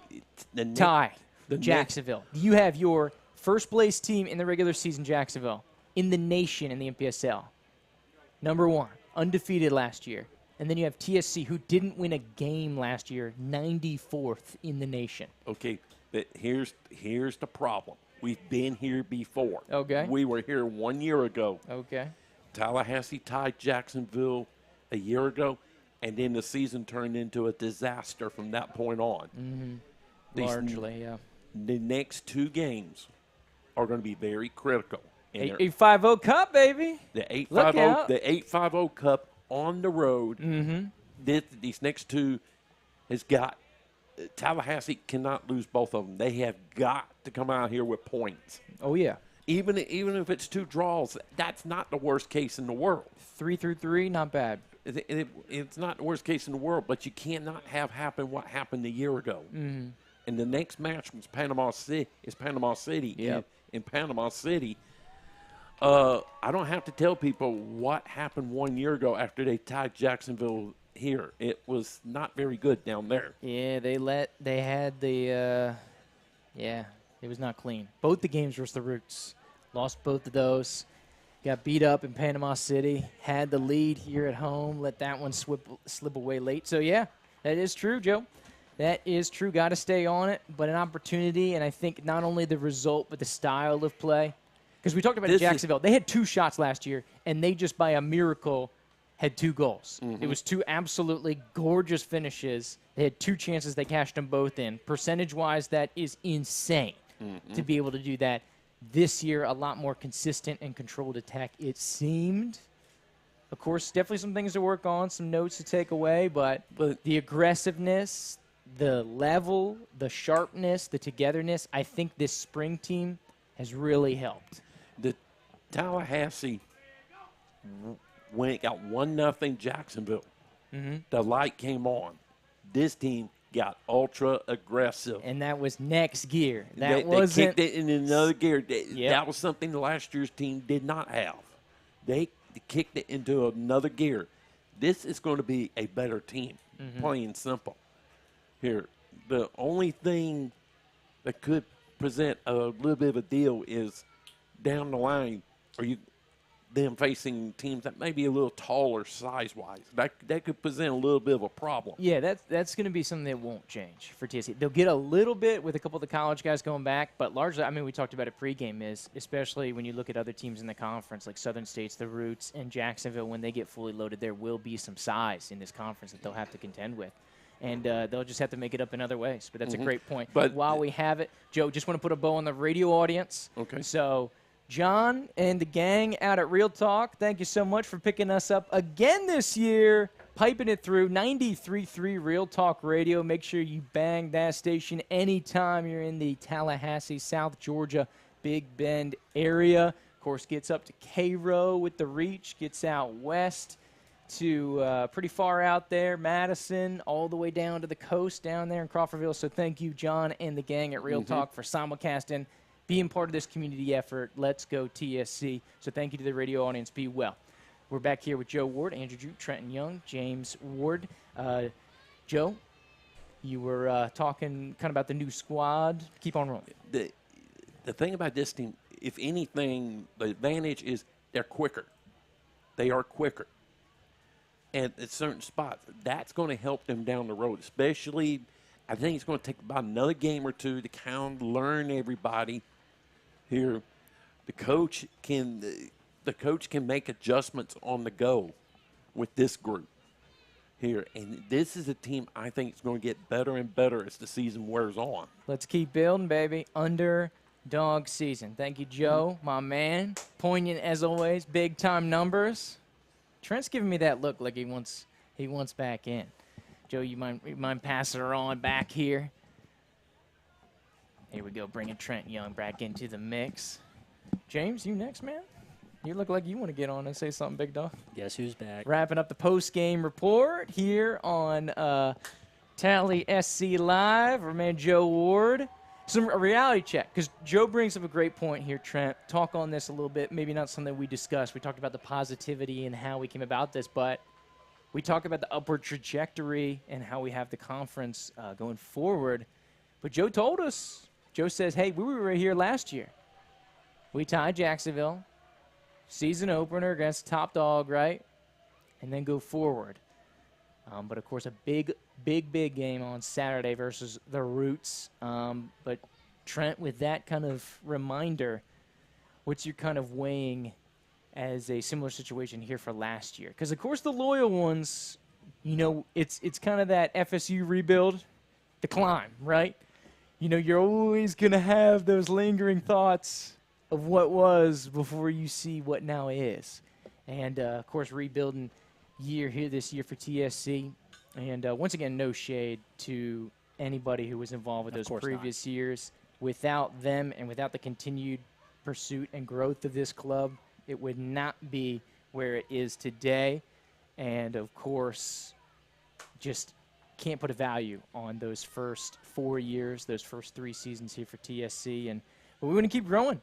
And sometimes growth goes on. You got to get some fresh veggies in the garden, my man. If you want to see some new green, we want to see some blossoming here. We definitely have the showers, the watering of it, as we see here, Trent. But give me some thoughts about, we're at the same place as we were last year. A year ago, last year we played 11 more games and got a total of 1 point.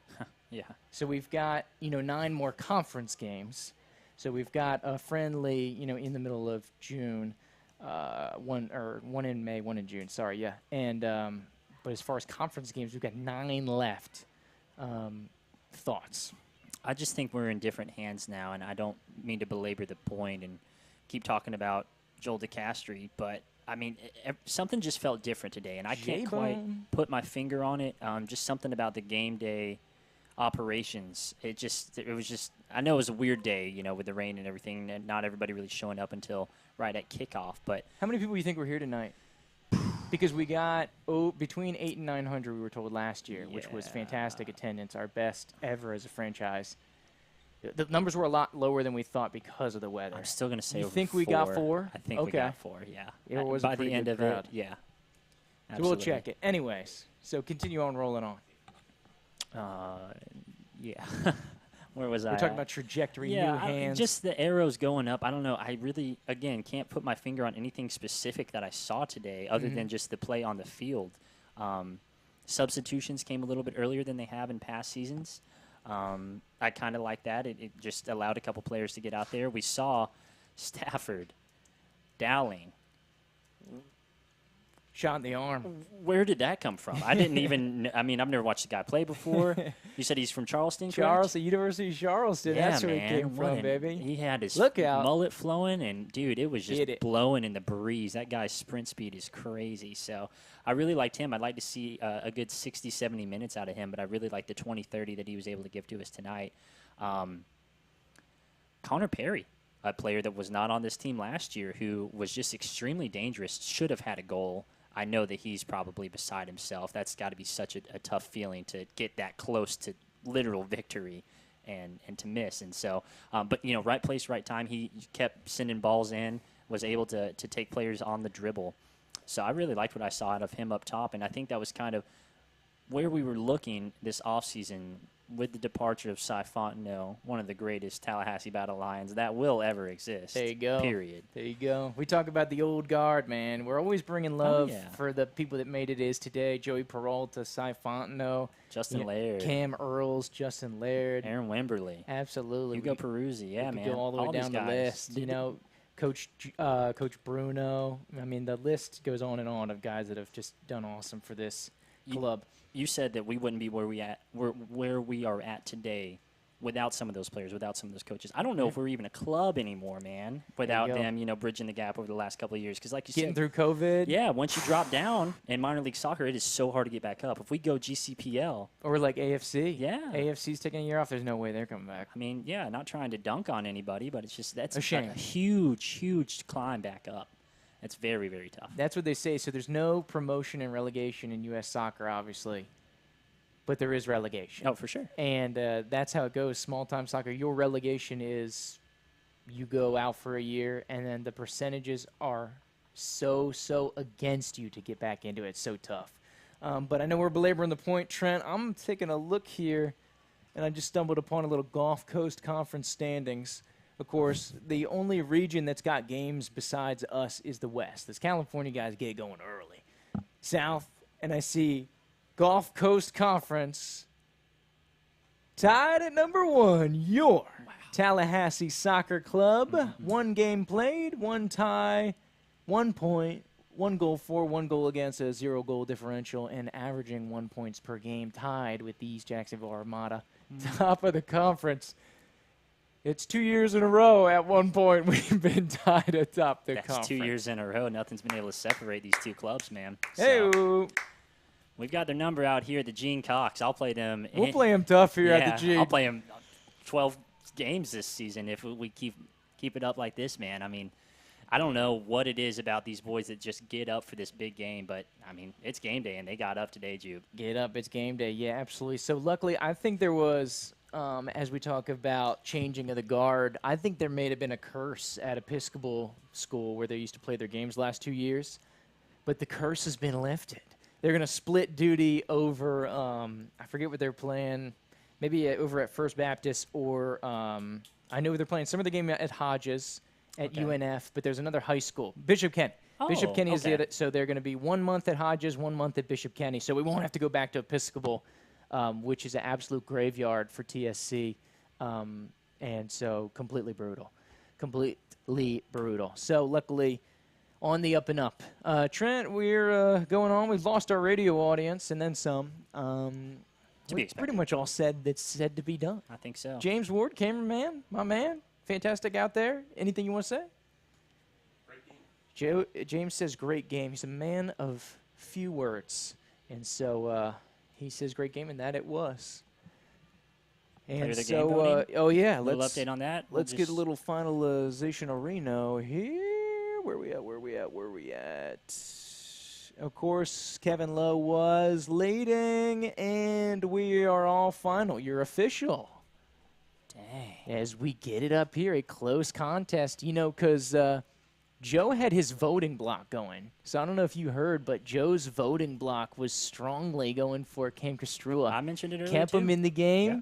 So, of course, your man of the match, TLAsoccerclub.com. The votes are final. Kevin Lowe. Oh, I was going to drum roll. From the University of San Francisco, wearing number 6, your defensive midfielder, player of the game, man of the match, whatever. T all the TSC, above. Kevin Lowe. That's our workhorse, man. There you go. He's got to go get some G fuel up that ride because, like you said, man, he certainly exhausted all of that gas he had tonight. But we needed it, man. Oof, he never truth. gave up, and, wow, when we needed it most, he was right there. So, huge from Kevin Lowe, already becoming a fan favorite, making his name known here in Tallahassee. There you go. And so, once again, I want to remind you, of course, if you enjoyed this game, whether you saw it or came to it, and you're watching this one back in the replay and you're still with us, well, first of all, thank you. Second of all, I'm surprised. But, yeah, check it out. 2023 soccer season just getting started. Reminder, we're down here at the Cox all year long. Food trucks, kids get in free. 5 more games. Southern States, Sowegans, New Orleans. Couple 850 Cup games. Florida Roots, Pensacola coming to town. And then, of course, let's do a final run through. Trent, of course, our sponsors. Thank you to VSN Tallahassee, of course, broadcast partner here with you. And, of course, high school prep sports here in the Tallahassee area. Check out at VSN Tallahassee here for games, especially fall football season, spring football season, but then the fall coming up. Trent, of course, we got to talk about Concrete Yeti, specializing in decorative concrete, polished concrete, epoxy, overlays, pool decks, outdoor spaces for unbelievable concrete finishes called the Yeti. And then, of course, that's at 850-544-1370. And keeping everybody safe today, Trent, how about some security? Yeah, we got Archangel Security. They're a local veteran-owned security guard company. Yes, sir. Serving the greater Tallahassee area, offering competitive rates for armed and unarmed uniformed guard services, uniformed and plainclothes personnel protection details, public and private property patrols, including construction site and apartment complexes, home watch services for individuals or families on vacation, crisis response, including fire watch services, and, but not limited to, property threat evaluation and reduction. You can reach Archangel Security Agency. Yes, sir. At phone number 442-288-9172. Or, if you're an emailer, you can go ahead and hop on that archangelagency.fl@gmail.com. Absolutely. Archangel Security, committed to excellence. Committed to excellent. They did an excellent job out here tonight. Of course, official security provider for TSC. Of course, our boys making their rounds, doing a great job out there here tonight. And keeping everybody safe. From what we saw, from what we heard, no incidents. And that's probably because you had some committed to excellent security agents waiting to respond to crisis, watching, evaluating threats. Of course, hit them up, dude. 442-288-9172, archangelagency.fl@gmail.com if you prefer the email. You like talking soccer? You like listening to soccer? How about a little Tallahassee Talk podcast? Going to be some heat on there this week after the big win. QR code will take you to all episodes ever. Tallahassee Talk at social media. Of course, repping the 229 and the 850. We'll be talking some TSC this week. Some noise, news analysis, little fun, little chaos. That's what those bring to the mix. And so we're going to finalize here once again on our closing remarks. Well, Trent, any last thoughts? We've really got it covered here. I think everything that we can compose on the instant reactions, if you will. Yeah, I guess. I'll preview something real quick. What's up? You and I, off record, have talked about potentially doing some Twitter Spaces post-game. Don't have anything tonight, but maybe next week for the away game for the Roots. We'll definitely keep you guys posted on Twitter, on Instagram if we decide to do so. So please follow us on social media, TallySC Talk. There you go. There you go. That's all I got. Absolutely. So once again, thank you for our wonderful sponsors here. They do so much for TSC. So we'd love to, one, shout them out, and two, if you love local Tallahassee, support those who support us, baby. Small businesses here in the area make this team run. There's no big baller millionaire that's funding all this stuff. This is supported exclusively through the community for this 501c3 organization. It is a bona fide non-profit. Of course, you know about our boys, Archangel Agency, committed to excellence. Security is the name of the game. The Southern Group, Ruvos, looking for a house. Go Curly, the Curly Girl team.